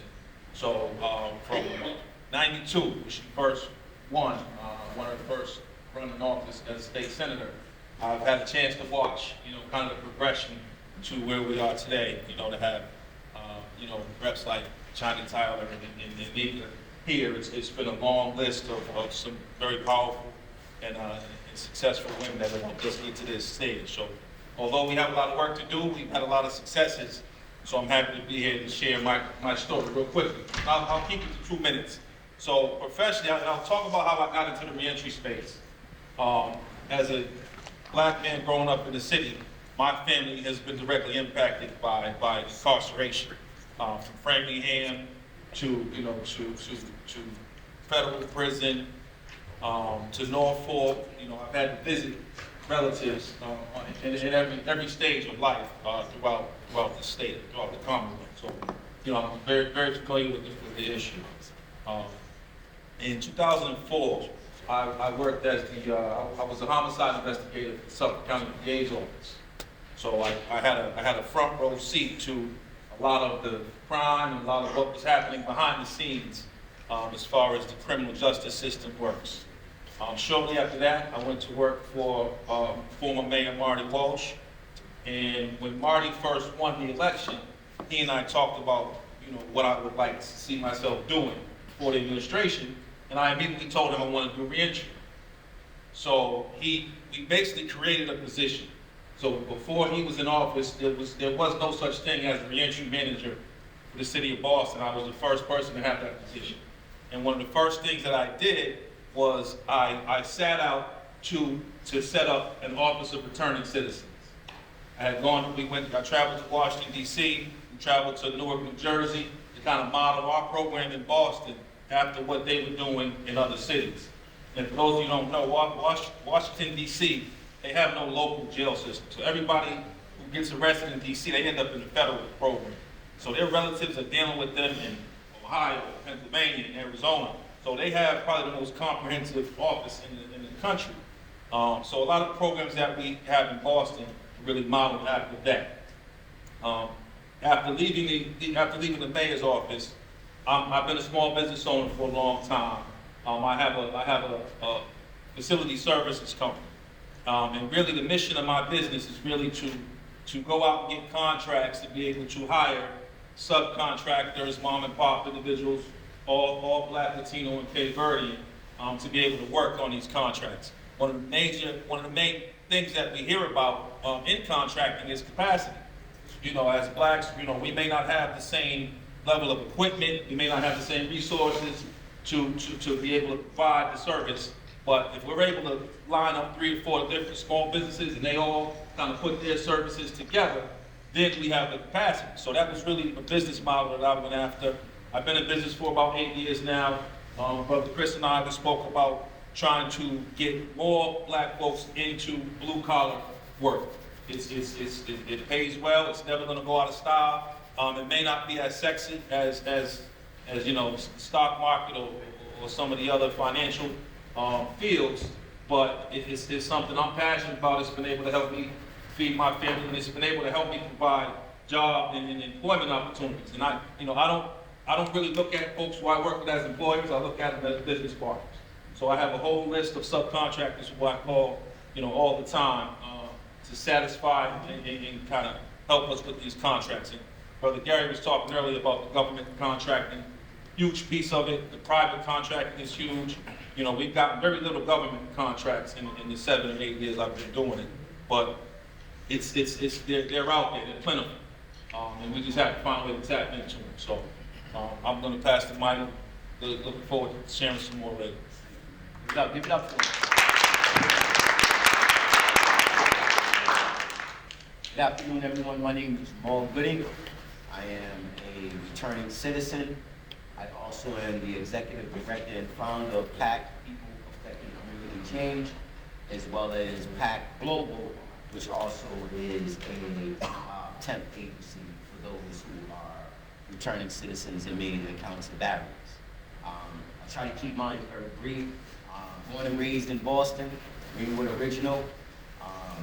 Lost for many years, starting at JRI, DST, CTU, Halifax, the old Challenge, the old Charles Street, the old Plymouth, the old Dedham, the old Billerica, the new Plymouth, the new Dedham, Walpole, Gardner, Shirley, Norfolk, and going on. So I kind of have had an opportunity to experience so many different things in my poor decisions that led me incarcerated from a juvenile and on. And so I don't label myself an expert, but I do label myself as one of the best knowers. Especially when the majority of what I've heard and I have experienced is one of the most prevalent reasons why our young men and women are going to incarceration at very early ages. And that is an identity crisis that we as a people, we as a culture, and our young adults are going through today and have been going through for a long time. So I have started those organizations specifically for those who are in transition, young men and women transitioning out of DCF, who find themselves, 98% find themselves incarcerated 1 year after being released from DCF. I want those numbers to really sink in with you. These are young adults with no direction, disconnected from funding, that seem to find themselves 98% almost incarcerated within a year of being terminated from DCF. We also work with those who are returning citizens, both men and females, who find themselves lost in this shuffle, who don't have a real connection to the resources nor the training that they need in order to just live, let alone being productive. So I'm a no-nonsense type of an individual. I see, I hear, I experience. So when we set out to be an organization that provides relevant information and tangible resources, we found that we had to become a direct service provider. Because putting someone into a home coming straight out of prison doesn't mean they have the life skills to survive. Doesn't mean they have the financial literacy opportunities in order to budget. And so they're lost in this realm of making poor decisions because they're living above their means, and no one taught them it's okay to start out at McDonald's. No one taught them that you can't just budget for today. You have to budget for the rest of your life, the rest of the week, the rest of the month. And so we become a service provider to those individuals as well. And so where we was just supplying housing, now we supply transportation. Now we supply training. Now we supply housing. Now we supply life skills. Now we supply financial literacy. Now we supply whatever is needed in order to meet that niche, because service providers that are getting funding are not, they're missing the mark. They are missing the mark. And so thanks be to God, right now we find ourselves in a position with those public officials that want to have a real conversation about what does it take for us to address these individuals in our community, whether they be underdeveloped adults that are not turned grown men or grown women. It's a real conversation we have to have. So we can't talk about leadership with our adults who are still underdeveloped men and women that are now being asked to be the leaders of our youth. It's not gonna happen.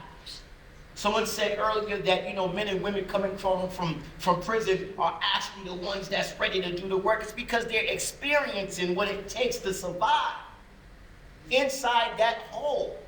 But coming back to a community that's not embracing them, that's not teaching them, that's not aiding them, and it's a travesty. And so where we've set out to be that void filler in order to connect our young adults, or in order to connect our returning citizens, we've had to move into a different capacity without funding. My organization is based out of Brockton, although we serve the entire South Shore and Boston and beyond. But we can't continue to service those who are coming from Boston that have funded other organizations that don't have the jobs. If you don't got a workforce development program, you shouldn't be getting funded and sending them to us. If you don't got a housing program, then you shouldn't be saying that you're getting housing and providing it to individuals that need it today.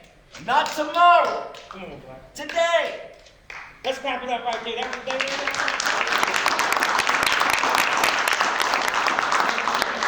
And we're gonna come back. We're gonna come back with some questions. You're gonna have a lot more to say. Let me just introduce myself real quick. I am Nika Elugardo. I'm gonna be your moderator for this very esteemed panel. Very honored to do so. So we'll let Rep. Tyler give her intros and then we'll dive right in. Yes, I'll make mine quick. Good afternoon, everyone. How are you? I feel like I know most folks in here, but for those I don't, I look forward to spending time with you, working with you, and building and helping to build together. My name is China Tyler. I happen to be the state representative of this district. This is the 7th Suffolk District at the State House on Beacon Hill and the Massachusetts House of Representatives. Long story short about me, I am also too born and raised here, just like one of my fellow panelists here in Boston. My family's actually been here in Boston, Massachusetts for about 10 generations. I grew up here in Boston and have experienced all the things that a normal Black Bostonian would normally experience, with gun violence, with incarceration, with mass incarceration, with economic development hardships. In 5th grade, I experienced the biggest challenge of my life. I actually lost my brother to gun violence here in the city of Boston. And at the time, you were zoned to go to school where you lived at. And unfortunately, the incident that took place with my brother was very close to the school that I was zoned to. And so it put my mom on a journey academically and educationally to kind of get me into a different school. And she didn't know very much about that, about like how to pick a school, how do you even do that. We got this big old school, Boston Latin School, around the corner from my house, and how do I get my daughter into that school? And so gratefully enough, I had a great opportunity to go to a really great school that gave me the confidence emotionally, socially, mostly academically to really love education and to really see that as my exit plan as it relates to the things my family went through. So I went there, I graduated middle school fine, high school went really, really well, went to another great school. I landed up in college on a full scholarship, which I was very grateful to get. And I studied criminal justice and law policy and society at Northeastern University. Life happened. I had a daughter when I was a junior year, but we come from Black in Boston, so we got to get it done. So I went back to school, finished on time. So today I am a mom. My daughter's actually turned 12 the other day. Oh, look, It made me feel a little better because I went a little bit poor this weekend. I'm not gonna lie. So I worked, when I graduated college in 2011, I worked, I got my first job out of college working as a federal case manager at the Coolidge House, which a lot of folks may be familiar with. It's a federal pre-release program.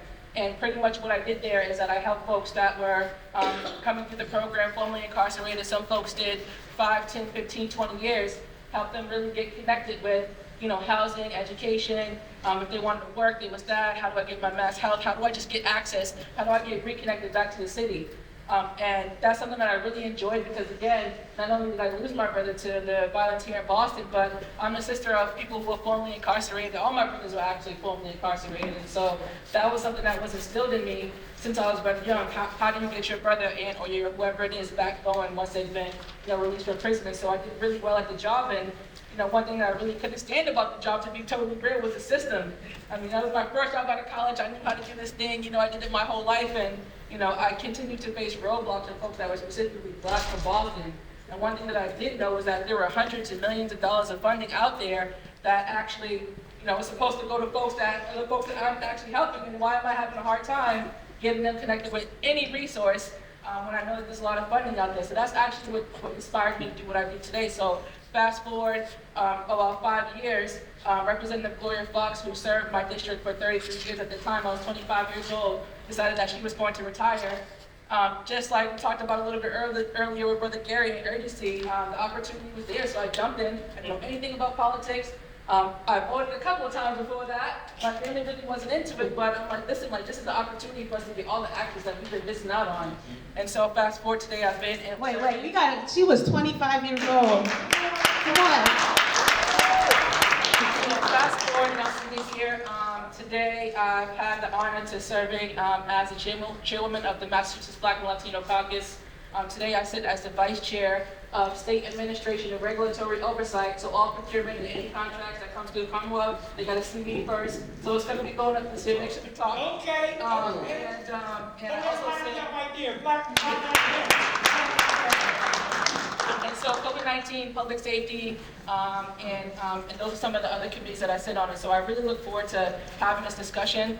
Folks that are formerly incarcerated are very, very important to me because that's really my life story, and it's truly our story today. And so whatever I can do as a rep, not only as a rep, but someone who actually has opportunities to get out at the State House, and you guys know, it's not easy to be able to do that. Like, we're coming for a lot this year, and so I look forward to talking more about what we're looking forward to this year. Thank you. All right, so when I said that it's an honor, I'm not the type to use that word if I don't mean it. And it is an honor to be in the presence of so many experts and to have these panelists right here. And so when we say, give it up for, that's a deep thing. That's a deep thing for us.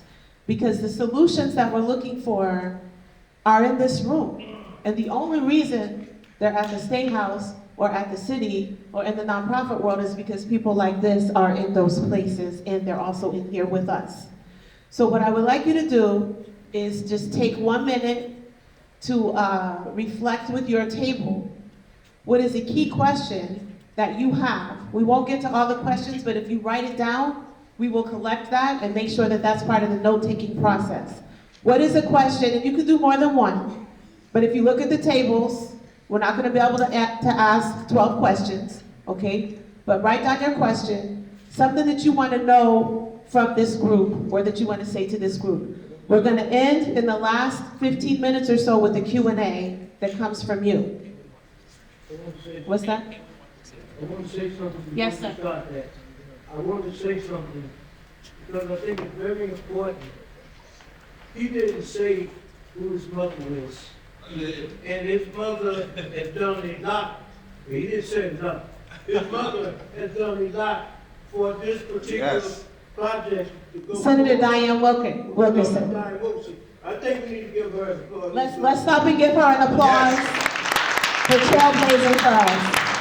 And continuing to do the work, honestly, to this I day. hear that part. I hear no applause. Yes, You know, that's right, yes. This here is black song. You know, it's a Richard song, black song. That's what we growing here, black song. It's our blood and sweat made this whole city. All right. So thank you for that.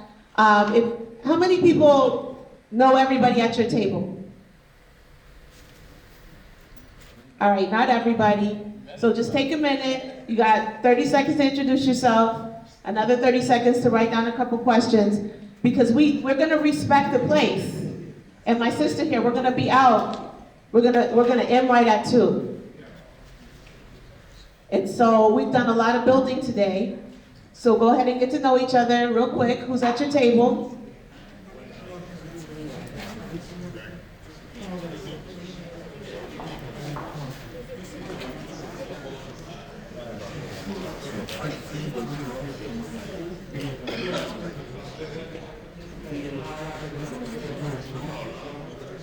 Very good. And the best resource we have here is you. So that mailing list where you're putting your email and your contact information, that's the key. All right, so I am going to give each panelist a question tailored to what they presented as being important to them. All right? And after that, we're going to take a few questions from the audience. But if you want to put a question right here for me that you've written down, just come up and sit it here at any time. So then if we get a lot of people asking the same question, I can sort of look through that while people are talking. Does that make sense? So if you want to take that question you wrote down and you want to put it up here, okay? All right, so we came this way. I'm going to start with Rev. Tyler and go back the other way. And you're each going to get a different question. However, you have an opportunity to respond to what the other person said in case you want to have something on their particular expertise as well. Does that make sense? Okay, so Rev. Tyler, we know that you have broken through many barriers. But one of the biggest barriers that I know better than most people in this room is how you've been able to bring money into the community through the State House, from that $50 billion budget on. And I know it's not just money, it's also policies and ideas, so why don't you tell us what it is you're looking forward to coming up this year that you could use our help with, making sure you're able to secure or to lead on from your perch in the State House. That's a really good question. So, and thank you again for asking that. So, every year when you pay your taxes, that money goes into pretty much a bank account called the general fund. That's what it's called. So, and every year as legislators, we go and we try to spend the general fund, which is $43.8 million. We do it in the beginning of the year. Did you say million or billion? $43.8 billion. That's 9 zeros. Yeah. So we do it once in March, which is coming up, which is the reason why I'm so busy today. And then for all the folks that needed an extension on their taxes, had to do the late fee or whatever it was, we get to spend your money again in September when you pay your taxes late. So that's pretty much the 2 times that we spend. She didn't say she's been on Ways and Means. She knows how it works. That's the 2 times that we spend the $43.8 billion. And so, you know, we have to be able to guide that money and figure out like what are our priorities. It's something that, I don't know who said this, but it's a popular quote that I like. You know, your budget priorities are priorities of the people. And so when it comes to every issue topic, we pretty much split the money up into different issue topics. We go education, we do some housing, we do some reentry, we do different things. And so reentry actually falls under public safety. And so when we're doing public safety dollars, I try to do my best to make sure that money pretty much comes back to the Black community. We talked a little bit earlier about leadership and what that looks like, and I think someone mentioned the gatekeeper, and that is something that like is really just like really hard for me as someone who is not only was young coming to the building, but also too like someone who is Black and of Boston. These are two different things, and what they do is that they find someone from the outside to come in and to try to lay what the narrative is for Black Boston without Black Bostonians being a part of that. So we change that and wiping that out through making sure that we purposely spend dollars.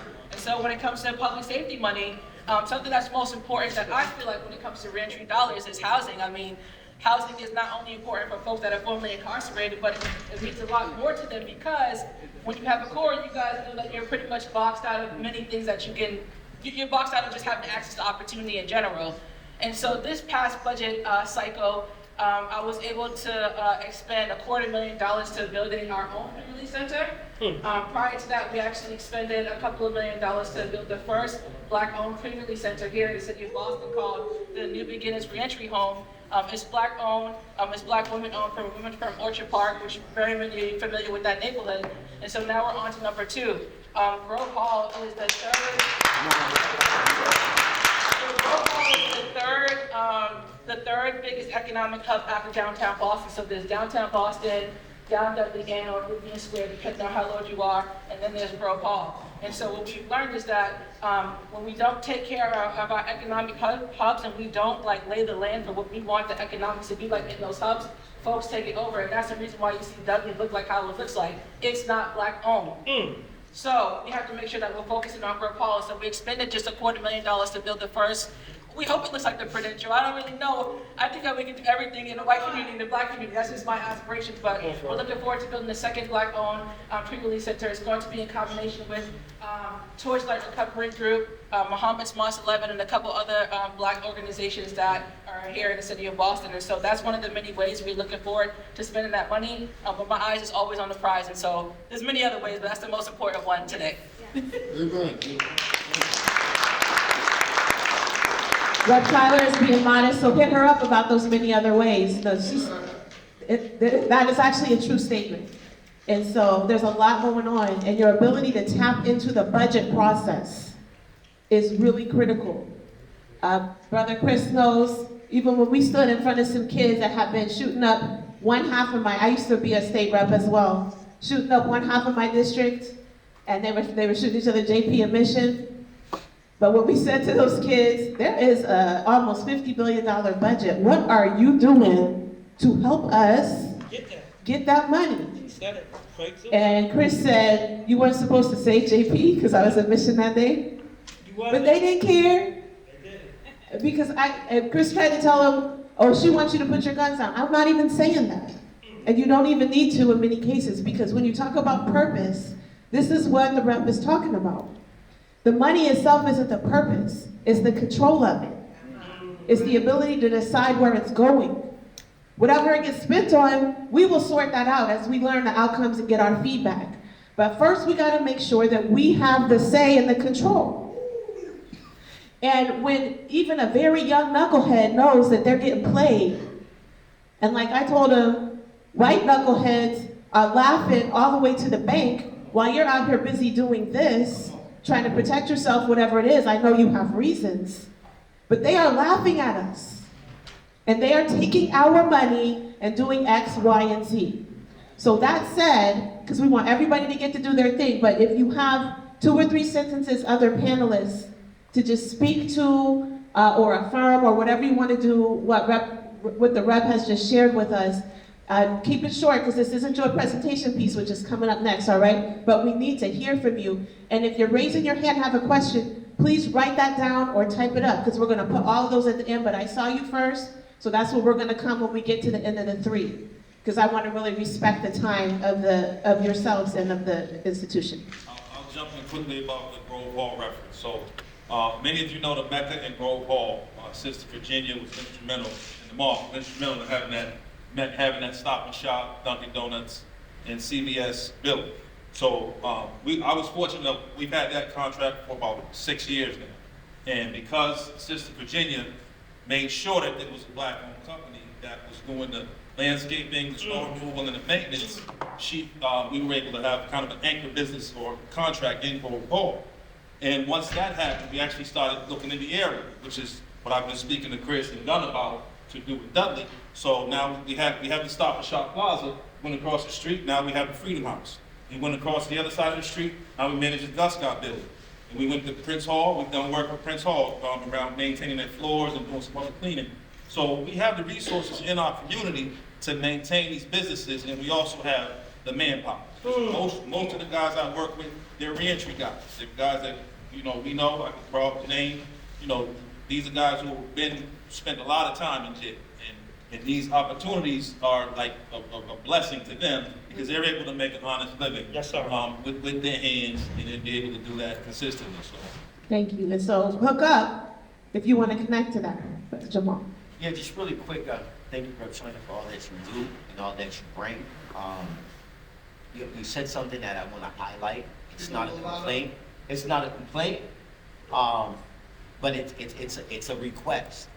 And so I was the individual that had the opportunity to ask Mayor Wolf, based on the Washington DC model, to give the Office of Returning Citizens $1.9 million and to hire 50% of its staff to be returning citizens. And she did that. And she did it. And then money was automatically being reappropriated, and we went to the city council, and we was able to get that funding back. What I learned in that process is, if there are not real stakeholders at the table to talk about that process of allocation, it gets sent to Big Brother, and Big Brother is a long way away from moving, right?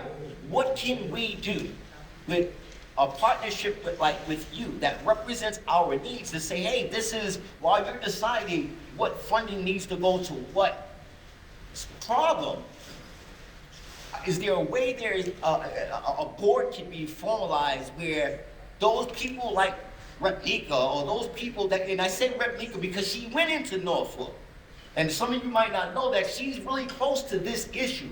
So she's not talking at us about something she doesn't know. I went into the prison with her, so I know the work that she was doing. So I guess without being really long-winded here, I think one of the things that's missing is that advisory board, that consumer, input, because the money's not getting into the hands of the organization. Although you're recognizing and allotting it, the people that are doing the work, and that's not to, slight any organization that's doing what they're doing. But I'm on the ground level. And when I see 32 organizations that was just funded by $1 million, again, big up to Rep. Group C, who argued for that money. It wasn't a part of the 1.9. But those organizations that get funded, they didn't get funded based on the work they're doing. So how can we bridge that gap?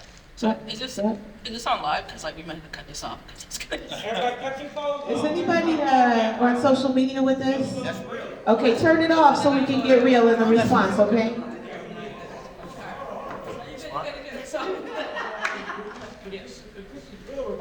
Firstly, let me address this. No, hold up. We're gonna moderate, Steve, and we're gonna come back to that. We obviously need more time to do this, and I think that is in the plan. But you have to be real. There's things that the rep may want to say to you that she doesn't want to say to the Speaker of the House, for example. I'm just saying that. She's not saying that, I'm saying that. It's the problem. She's definitely not saying that. That's just me giving an example. And let her talk to us. Yeah, so I'm laughing because the rep goes up crazy, and I say a lot of important stuff to important people. But anyways, so that's a really important question. You know what? You asked a question that a lot of folks ask, like, how do we get access to the funds? How can we build a better relationship with our legislators to be able to get access to opportunity? And I'm going to be real with y'all. Brother Gary mentioned a little bit earlier how we're showing up right now is a little bit shabby. We're not showing up. We have so many contracts, so many different opportunities, and my job as your representative is to represent you and to open that door for you and make sure that you have access to that opportunity. So whatever industry you're talking about, you already know what China Tyler is going to be there, making sure your 25% is African American, not people of color, not minorities, and women. I know, ma'am, I'm not asking for those things. I'm asking specifically on the race issue, how many folks that look like me have access to this opportunity. So I'll give you a good example of how we've been able to do that and how you can engage a little bit more intimately when it comes to that process. And how you can do that is understanding the process, and understanding that, first of all, there are 3 levels of government, right? Like, I'm not a city legislator and I'm not a federal legislator. Everything, actually, the most important body of government is the House of Representatives, because when Joe Biden sends money, it automatically comes back to the House of Representatives before it goes to the Senate and before it even goes to the city.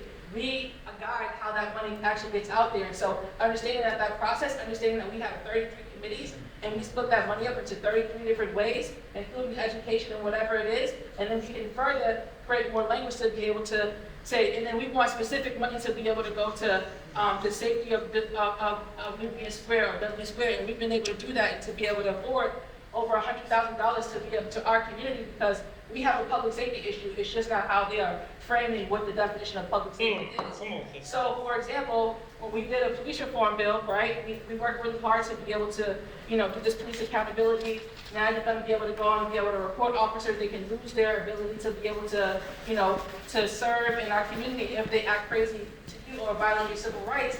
But a lot of folks don't see, correctional officers in the prison as somebody who's a public safety personnel, but that's probably the most important public safety personnel when it comes to the Black community. We can throw us out there in the streets, but we don't see what's going on behind the walls. And so understanding that process and understanding what procurement is. And so to close on my statement, for a very long time, in the State House, I always fought, and I'm not going to lie, with the older generation, because a lot of folks want to say, hey, we need to fight that social justice issue, we need to rename the street. And I'm like, rename the damn street. Okay, but there's the $58 million over here that I'm going to spend my time on. So I'm going to actually quote Brother Hitler, because we talk about this all the time. We don't want to change the name, we want to change the name, and we're changing the lives of that name. Can we give her some t-shirts over here? Thank you, that was really rich. I feel like we could do that, just that whole panel conversation for another hour. But we're just getting a taste of the richness. And I'm really grateful to Sister Erica over here. She said we could go over a few minutes as long as we get out of here by 2:30. Everything closed up for the kids to come in and retake their gym. So there's 33 committees, and folks need to know action steps. So someone said, what are your marching orders when you leave here? Okay, I'm gonna give you the phone. I'm gonna give you the mic for that, for the action steps. Yeah, so go look those up on your city level, on your federal level, and on your state level, and go understand what all the different committees are, because you got something to say about every single one of those committees, because when you go, you buy your groceries, you buy your kids' clothes, whatever it is, your tax dollars go back into that general fund. So, yeah. All right, so kind of jumped ahead to my last question, which was what should the next steps be for people in this room? So please do capture that. All right, now just a little update on how we're going to do it, just so again we're respecting the time. Jamal, I'm going to give you a question, and I'm going to give you Cornell a question at the same time. Then Jamal will go, and then Cornell will just immediately follow him, and then I'll let you all respond to the two of you together, and then we'll jump into the audience questions, okay? All right, and don't forget, don't be shy. I know it's weird, but if you come up and write this question and put it here, it's a higher chance I'm gonna get to you, okay? All right, so Jamal, my question for you, everybody able to take what you just were putting on about budget, about government, and how it can't actually be a bridge into there if we really know how to access it? Because those kids we mentioned in this room, Sister Tanisha, she hired some of those boys. They came, they helped Brother Chris, Will, some Wawa, some guys out in here, they helped de-escalate. None of our kids got killed from their ridiculous stuff, and they got jobs, good jobs in coppersmithing, right? So this is real stuff. When Rep. Tyler gets this money in, it goes to real things when you're part of that process. All right, so Jamal, your question is, we know that you have an intersectional approach, like you mentioned, all those different intersecting things. You can't just do housing. How you said it was straightforward. You can't just put somebody in housing without them having the life skills and the resources and the surround, okay? So what would you say, because you know the models are there. You're doing the models for success and thriving. What would you say, and everybody just be comfortable with, like, we're doing it like we do. We're getting ready to go so we can keep talking. What would you say is the key essential element that is missing?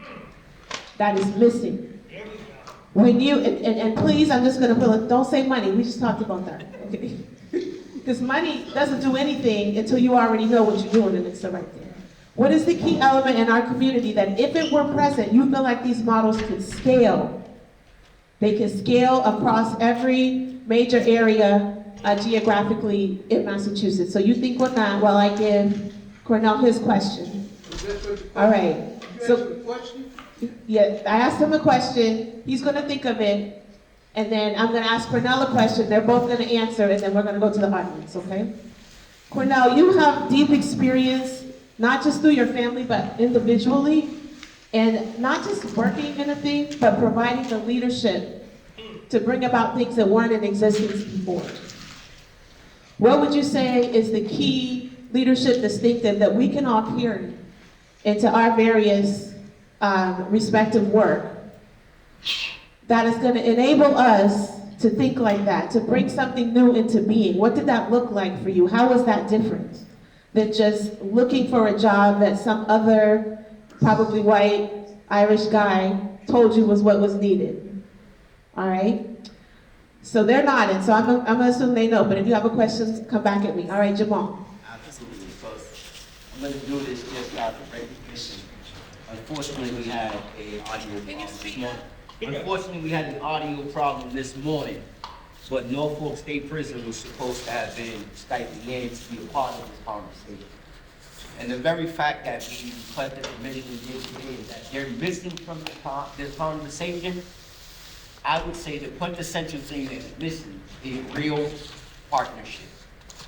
Real partnership with all of those individuals that have a stake in the issues that are plaguing our community. So I want to just add, and I'll be really brief in this, but Jay, come on, can you raise your hand, please? Where's Tyree? Nathan, can you raise your hand, please? Kashawn, can you raise your hand, please? These are young men that are currently working with my organization. Thank you. And those that are watching it right now, what we encountering with Lika is that having access to power is not the same thing as having power. Yeah. I want you to just let that hear be said. Because when city government closes down at 5 o'clock, when this program closes down at 5 o'clock, our returning citizens still have needs. And when they communicate is in many city council meetings or in state house meetings or in these types of groups, those action steps that are needed to bridge and address that gap are missing. So if there was a way to bring real partnership with the funders, the stakeholders, our pastors you're missing, our pastors you are missing, we need you. Yes, no, yeah. I stand up, and I say this because, I say this only, and I'll be really brief with this. I'll say that is because it seems that the government is much more trusting of the established organizations. And so immediately funding and consideration goes to them or to our pastors. Pastors, we need you.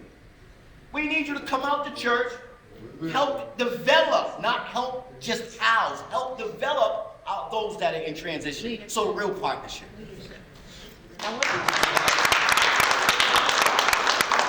said access to power is not The same as having power, because when you have power at 5:01 or at 5:01 a.m., when you make that call, the change moves.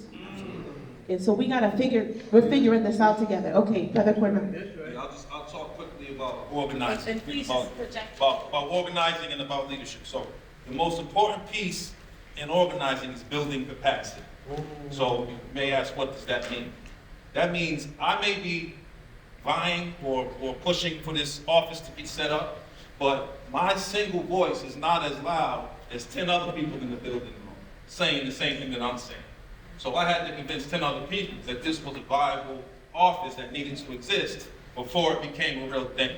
And I'll tell you, it took me almost 2 years to get the office passed and pushed through. I had to meet with budget, I had to meet with all these different departments, and there was roadblocks every step of the way. It should have taken 3 or 6 months, it took almost 2 years. So building capacity is the most important. Knowing your audience is the second thing. So I had another gentleman who worked in my office who was a young white Irish guy. Once I started putting him on the memos that I was sending out to the different departments, I started getting calls back because he had a whole entirely different network than I had. So if you know your audience and if you're able to put your ego to the side, because he had nothing to do with the office, he was actually setting up a recovery office. His focus was substance abuse and recovery. I was focusing on reentry, but we were able to work together because I didn't use his connections in his office to push the reentry office at the same time. So that was another tactic that I used to get the office set up. And then secondly, just to speak to what Rev. Tyler spoke about, from the government's position, you know, her job is to really put the money out there. Once it's out there, how it gets managed is a whole different animal. Because, you know, my hope was that the office was supposed to be in Roxbury, just so they were clear. They decided at the last minute to put it in South Boston, which never made any sense. But those are decisions that were made outside of my purview or my involvement. But the fact that it's still there, and the fact that it's still thriving, you know, we started out with $500,000. Now I know it's up over $1 million. There needs to be some kind of oversight to make sure it's spent correctly and it goes to the people who really need it. Yes, thank you. Now give our panelists a few. They're going to continue to give any commentary that they want as they answer the questions that come up. And so we're going to go back. Please say your name and your question. If you can stand up and say it nice and loud, and then we're going to come over here to My name is Stanley Green. I'm a community activist in Dorchester. I've been real active in a small area of Dorchester. We mobilized an area that was drug infested, full of gang involvement, a lot of homicides. In that small area, we renovated a park. We was able to have China Tyler and some of Liz Miranda help us be able to evolve this to what we got to do now. But what I heard up here that got me kind of frustrated is that you talk about these fellas again, right? Where this stuff falls in. I didn't know nothing about politics in my 40s. So guess what? There's a community around me that don't know shit about it either. So how do you make sure that information is empowered to people so we can talk about what that power looks like? Because when it happens in these rooms right here, that same dude sitting on the park bench at Washington Park is the reason that Washington Park looks the way it looks. He don't know a damn thing about it. So that way there, that conversation is no continuity. If I got that park jumping every Saturday for 9 years, and I don't got public officials up there rocking with my crew, that's a problem. Steve, why don't you throw your question up there so they can answer them together? No, Stanley just gave his question. But Steve, I told you, wait a second.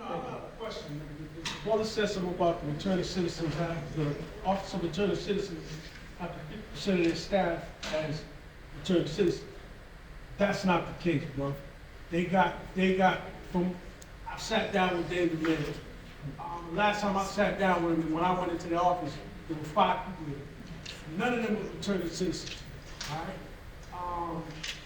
I asked for a job over there as a returning citizen.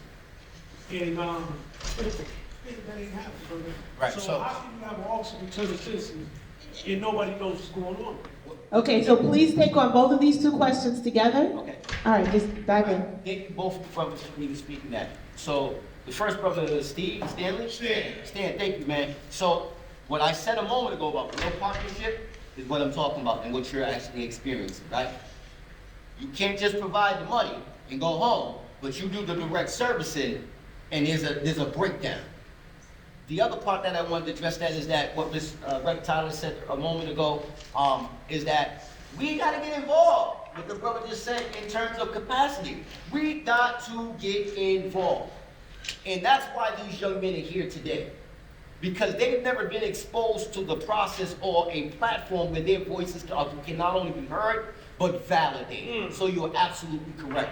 And to you, brother, I just want to make sure that the public and everybody heard. When I asked in front of 500 people for Mayor Wu to give the Office of Returning Citizens $1.9 million with 50% of that staff to be returning citizens, Mayor Wu said yes. But what the brother highlighted a moment ago was what happens there, and during that process before it happens, other stakeholders, other individuals get involved. So you are absolutely right. David Mayo has not staffed that office at this point with 50% of its returning citizens. So that's accountability. Well, what may is, I want to be honest because I'm learning in this process is that some of this takes time. We're talking about an office that was only, had 300,000, the 500,000, however, there was really no resources. Men were coming home and going home with just a bus pass. So it's been a process. And the last part I'll say of that is that accountability can only come when they fear that we are the ones who hold them accountable. All the way until the last step. And I'm gonna tell you guys this. Love, hold that phone up. You don't need 9,000 people to hold a city council, our mayor, or our governor accountable. You can go live the same way, I can't think of the name, I'm sorry. Young lady did with somebody that was saying he was doing something on Golden Street, servicing that population, and he wasn't. And she broke out that camera and asked him live, what had he done? When had he been there? And as a direct result, that brother gotta give it. See, we already know how to get real. We just gotta do it with the people that it needs to be done with. Because a lot of times we attack the people that are doing the work the most instead of the ones that are not doing nothing. Rep. Tyler, I know you had a comment on Yeah, this. and I know that this is and I'm not a big fan of televising this conversation, but what I will say to your comment is that, I feel like a lot of the times we're having these conversations and we're learning about government, like, we don't have time to do learning on the job. We are already down the highway with this money, like, we're already like down the highway with a lot of these issues, and we built this country, so everything that is given to us is owed to us, so that's right. You can't approach your conversation like I'm asking you, but it's just like, yo, I'm not voting for you unless you give that returning citizens 1.9 and on a residual, not just a one-time thing, because every year I'm paying taxes and every year I want my money. Facts. So you have to, it's just about how you approach the conversation, and when you lose in votes, the conversation is a little different. She said on the residual. Did you hear residual? I know what that means. Keep it coming every time. Not just that one down payment. We want the monthlies. Okay, Cornell, did you want to comment? No, I just want to piggyback with what she said, the importance of what she just said. Grant money has an end date. So we kind of get stuck sometimes, either in the nonprofit world or chasing grant. Contracts are where folks' livelihoods exist. I'll tell you, I put in for an MBTA bid about a year ago. And I sent the FOIA request to get the information for the people who had the last bid. So after a whole lot of fighting, they finally sent it to me, and it was 500 pages. And it was an Irish company. I'm sorry, it was an Italian company out of Woburn who had this contract for 40 years, for about $5 or $6 million a year. So this family. Did you hear him say 40 years? 40 years. They had this contract for 40 years. And this is just It's like my grown daughter been married 5 years and then another 23 years. Yeah, understand, that's one contract. So it listed, I can show you the material paper. It lists all their other contracts. Suffolk University, Convention Center. And it's all public info, right? It's all public information. All of this info is online. So one contract could pretty much stabilize an entire, neighborhood of 5 to 10 families if you're talking millions of dollars. So that's what we need to really focus on, is that residual money. All right, so when we're talking about working together, it's not just about getting elected, it's not just about organizing, it's about organizing around the money. We want our banks, not just our bank, we want the banks. Okay, so a lot of the questions put in have a similar theme. And I know that these brilliant people up here are gonna catch the themes. So I'm gonna sort of summarize and read a couple of them, but they're all basically about how do people get educated about the resources that are available to help organizations, not just for funding, that's mentioned, to help hold the Office of Accountability, the Returning Citizen Office accountable, to really stick to their mission, to educate our kids and our people who are incarcerated about the power of our taxes and where it's going. Everything that's been talked about today. How can the community be more aware of the services and the resources that are available? Specifically, like what can we do? Somebody even asked billboards, commercials. What have you seen that has worked and that we could do more of so that all of our people have the information that we're getting today and can go deeper with you? And so, each of you will have a minute, but you're gonna respond to this and try to wrap that in because this is your last statement. Here's your best next step. Rep. Tyler could just repeat the one she already gave, or you can add another. But answer that question, how, try to be concrete. You want people to be able to picture what you're talking about, and then what's a good next step to get there? So when it comes to resources and just getting access to information, I think that, obviously in this day and age today, we have something that is very important too, that sometimes we misuse for things that are not important. We're always on Facebook watching funny videos, people getting hurt, all these things which we're not using the resources that we have for a purpose. So, young women said a little bit earlier, be purposeful, make sure you use the internet and all the, futuristic tools that you have to make sure you get access to resources. We post every day, the government posts. If you go on your city's website, your state's website, you'll be able to read the fine print and know actually what's going on and share that and share with the Read the rest of us fine print. so that we can make a plan for that. So there's that. When it comes to accountability with the, officer returning citizens, and I'm a state legislator, so that's really not my business. But what I would say is that we gotta start playing about stuff like that. Like, it's not a joke. Like, that's a lot of money to be going to an organization and then none of the promises that were, negotiated at the time of delivery of money weren't coming through. And if we don't show up and say that we're not playing, then people are just gonna keep on taking advantage of us. Right now, there's only 5 black legislators at the state house of 200, so we're already outnumbered actually at the state. When it comes 5 out to of the city, 200. we got 1 out of 13, whatever for the city, and maybe 1 out of however many for the federal government. So we're outnumbered. So y'all Latinos gotta- increased by more than maybe triple. Yeah, but that's another story. And But we have to show up. I Same, guess. same. Yeah, so we have to show up as a point of the conversation, and so making sure that folks are accountable, know what you're talking about when you show up, and show up doesn't mean physically showing up, is being present when you show up and know what you're talking about, because we're not playing when we show up, we wanna get our money, so that.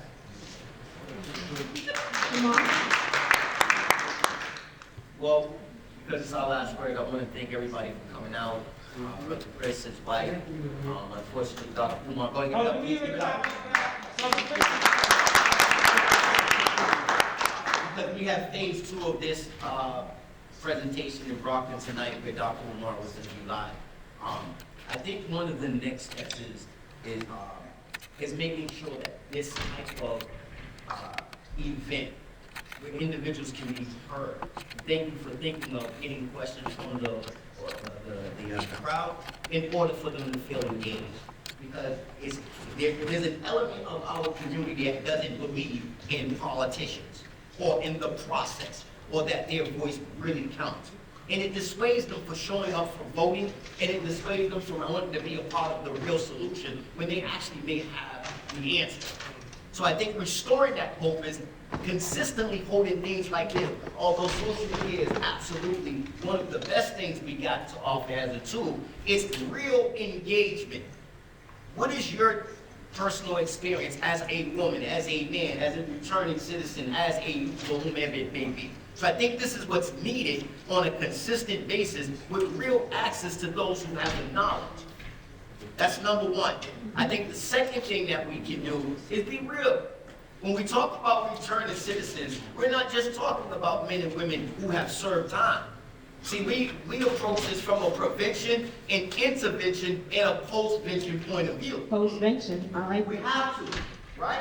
And so we're trying to save those who have never been there from going, those who are there to get it right, and those who got released to be a part of the solution.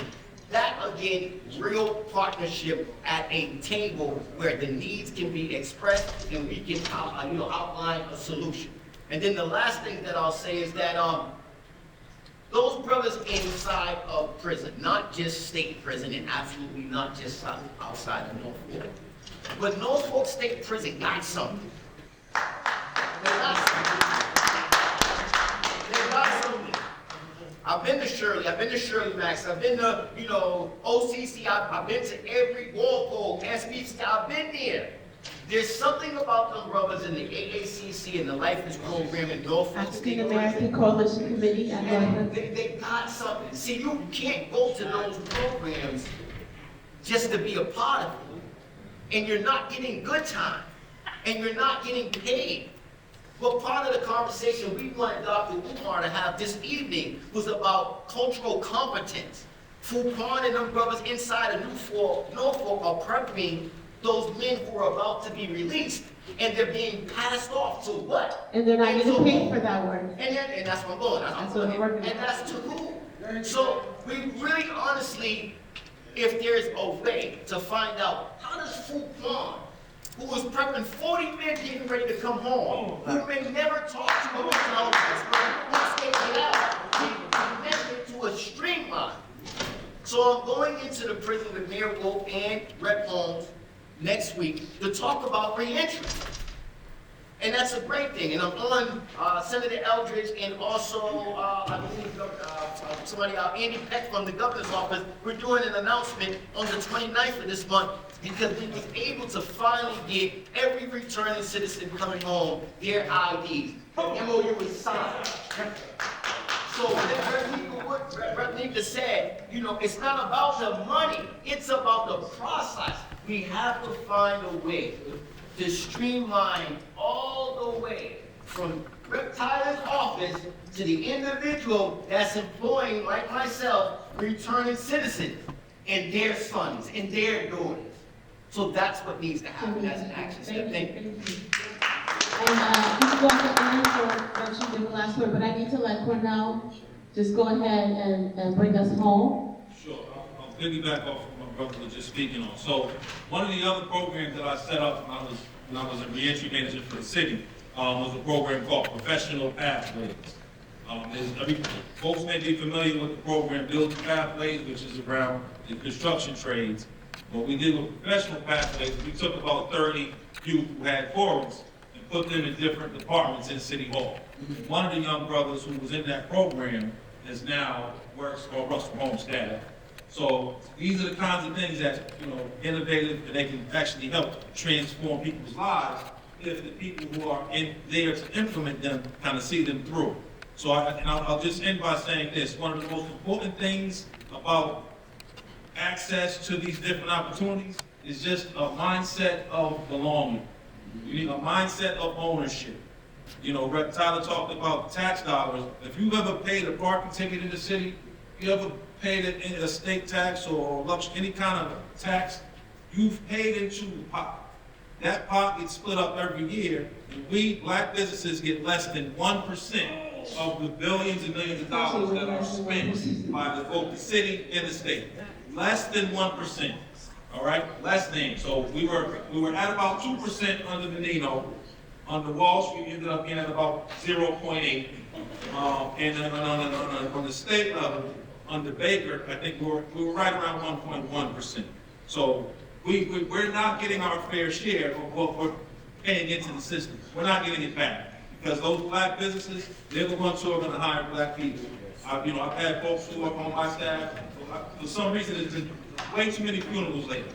And I've had to help pay for about 4 funerals just in the last year and a half. So I'll end on that note and just say, you know, a mindset of belonging and ownership. Thank you. I thought I heard a rebut or a progress report. About 3 years ago, but that number is down 25%, making us a real bad. Well, the state did. So we went up to. Okay, you see that progress report? Yeah. This is real talk. It went from way under 1% now to 25% in particular area of ARPA. Yeah, and you know, one thing about that is that, you know, your advocacy is really important in that, because if you don't tell us what's going on in your industry, like, we're only one person. If you are a barber, we didn't know that barbers weren't like eligible for COVID money because of their cosmetology, and that wasn't like accounted for. And all the barbers that we know, they're out of work, no one's getting their haircut, and they're COVID, obviously, for health reasons. So we got to be able to know what's going on in your industry and what's out there. So when it comes to that question, that's first, like, make sure you reach out and let folks know what's going on in your industry. Reach out. Speak about it. We're not going to know what's going on to be able to act. Maybe go down businesses, if you can, let us know what's going on in your industry, because if you don't tell us, we won't know. That's right. Okay, that's a good note. So Steve, get ready, because I wasn't playing when I said, did you give the last word? Not yet. The literal last word. Because I think that it makes sense for us to end on a note of a recently returned citizen to sum it up for us and tell us how we're going to go out here. So I want you to think about what you were going to say at the spot that I just put you on to actually wrap us up in a second.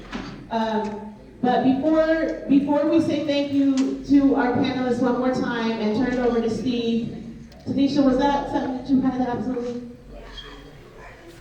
I'm sorry, something was mentioned before you guys go. Something was mentioned about resources, and I asked that for a reason. get, because I know everyone needs. Too late, you just put it out there. Estimate Right Who has not organization over $3.5 million.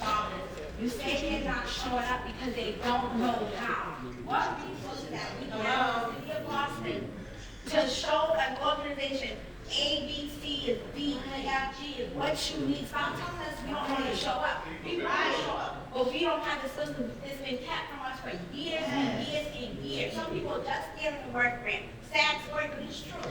What resources? I'm tired of I can run it on exam. We don't have time. We have a problem. We don't have time to pay 40 pages. So how can we develop committees that come to these organizations and get this work, get this money because we need it? So, that's really important, like, again, we struggle with that, but the reality of it is this, we gotta read those 40 pages, because when you write your grant, you gotta be able to direct your money like how you want it, right? So, we have experts in our community, but again, folks they're not showing the next generation what we can do.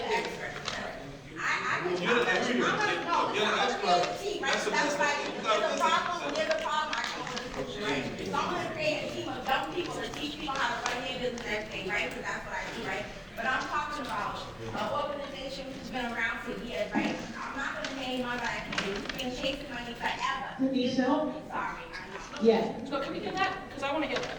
Oh, I'm just watching the people walking I'm out. sorry, he or she has very little resources. It's a shame because people decide who they're gonna support, who they're not gonna support, because of the clicks. We are not in high school, we in a city that. And this is the work being done outside of the clip 99% of the time. Organizations that get the resources, the same ones, you mentioned one, they white, but the black ones, the same ones he getting money, and they don't have a clue what they're doing. It's because they know somebody, this person knows this person, it's BS. We have an expert, right? But if I go to an organization who doesn't even have a handbook, that's an issue, and they receive money. All right, so we, Can I just make a comment to that real quick? the last thing. Just really quickly on that, like, at the end of the day, we have to do a better job at being more intentional when it comes to knowing information. So when it comes to these grants and all this information and things like that that we're not feeling like we have access to, look on your phone and look at how many folks spend actual time playing around on the internet versus looking at the information that they need. And then from there, once you get access to that information,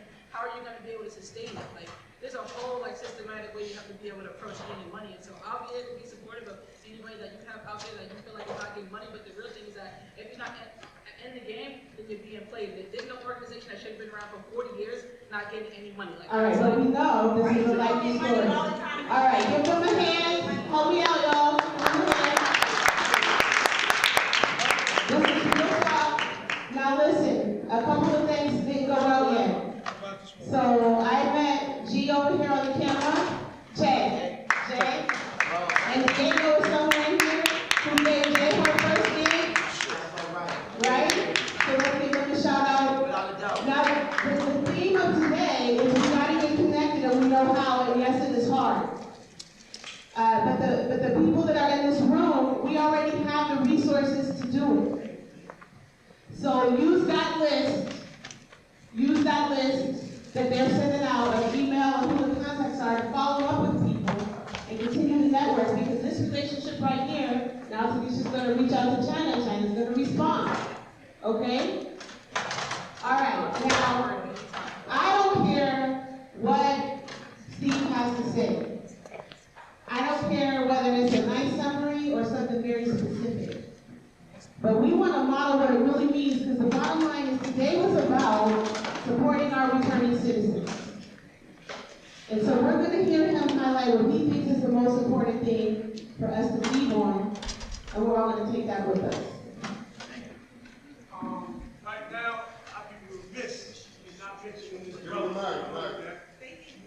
Jamal mentioned his brother. This is important to this community. You mentioned Fuquan. Fuquan has helped many brothers to come home, me included, after 28 years on the market tradition. Why is that brother still behind the wall? So there's a campaign right now, a movement called Free Fuquan. I need you to tap in on that on Instagram. Free Fuquan on Instagram. He's also on Facebook. Get involved with that movement, man. We got to bring that brother home. Nika knows him personally, all right? That man has done great things with the DOC that needs to happen out here. So I need everybody to get behind that movement and bring that brother home as a returning citizen so he can wear this shirt that says freedom, man. Please, all right? I say that emotionally because that brother has helped many brothers come home from the joint. And not getting paid. Not getting paid. So, All I right. have no, that's it.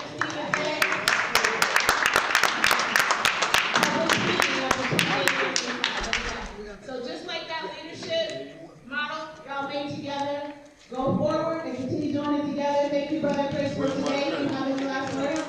All right. Help us break down. Thank you, everyone. Oh, thank you. I didn't know what happened. You have a survey in your bag. Please open your bag and fill out the survey and leave it on the table. Oh, praise God.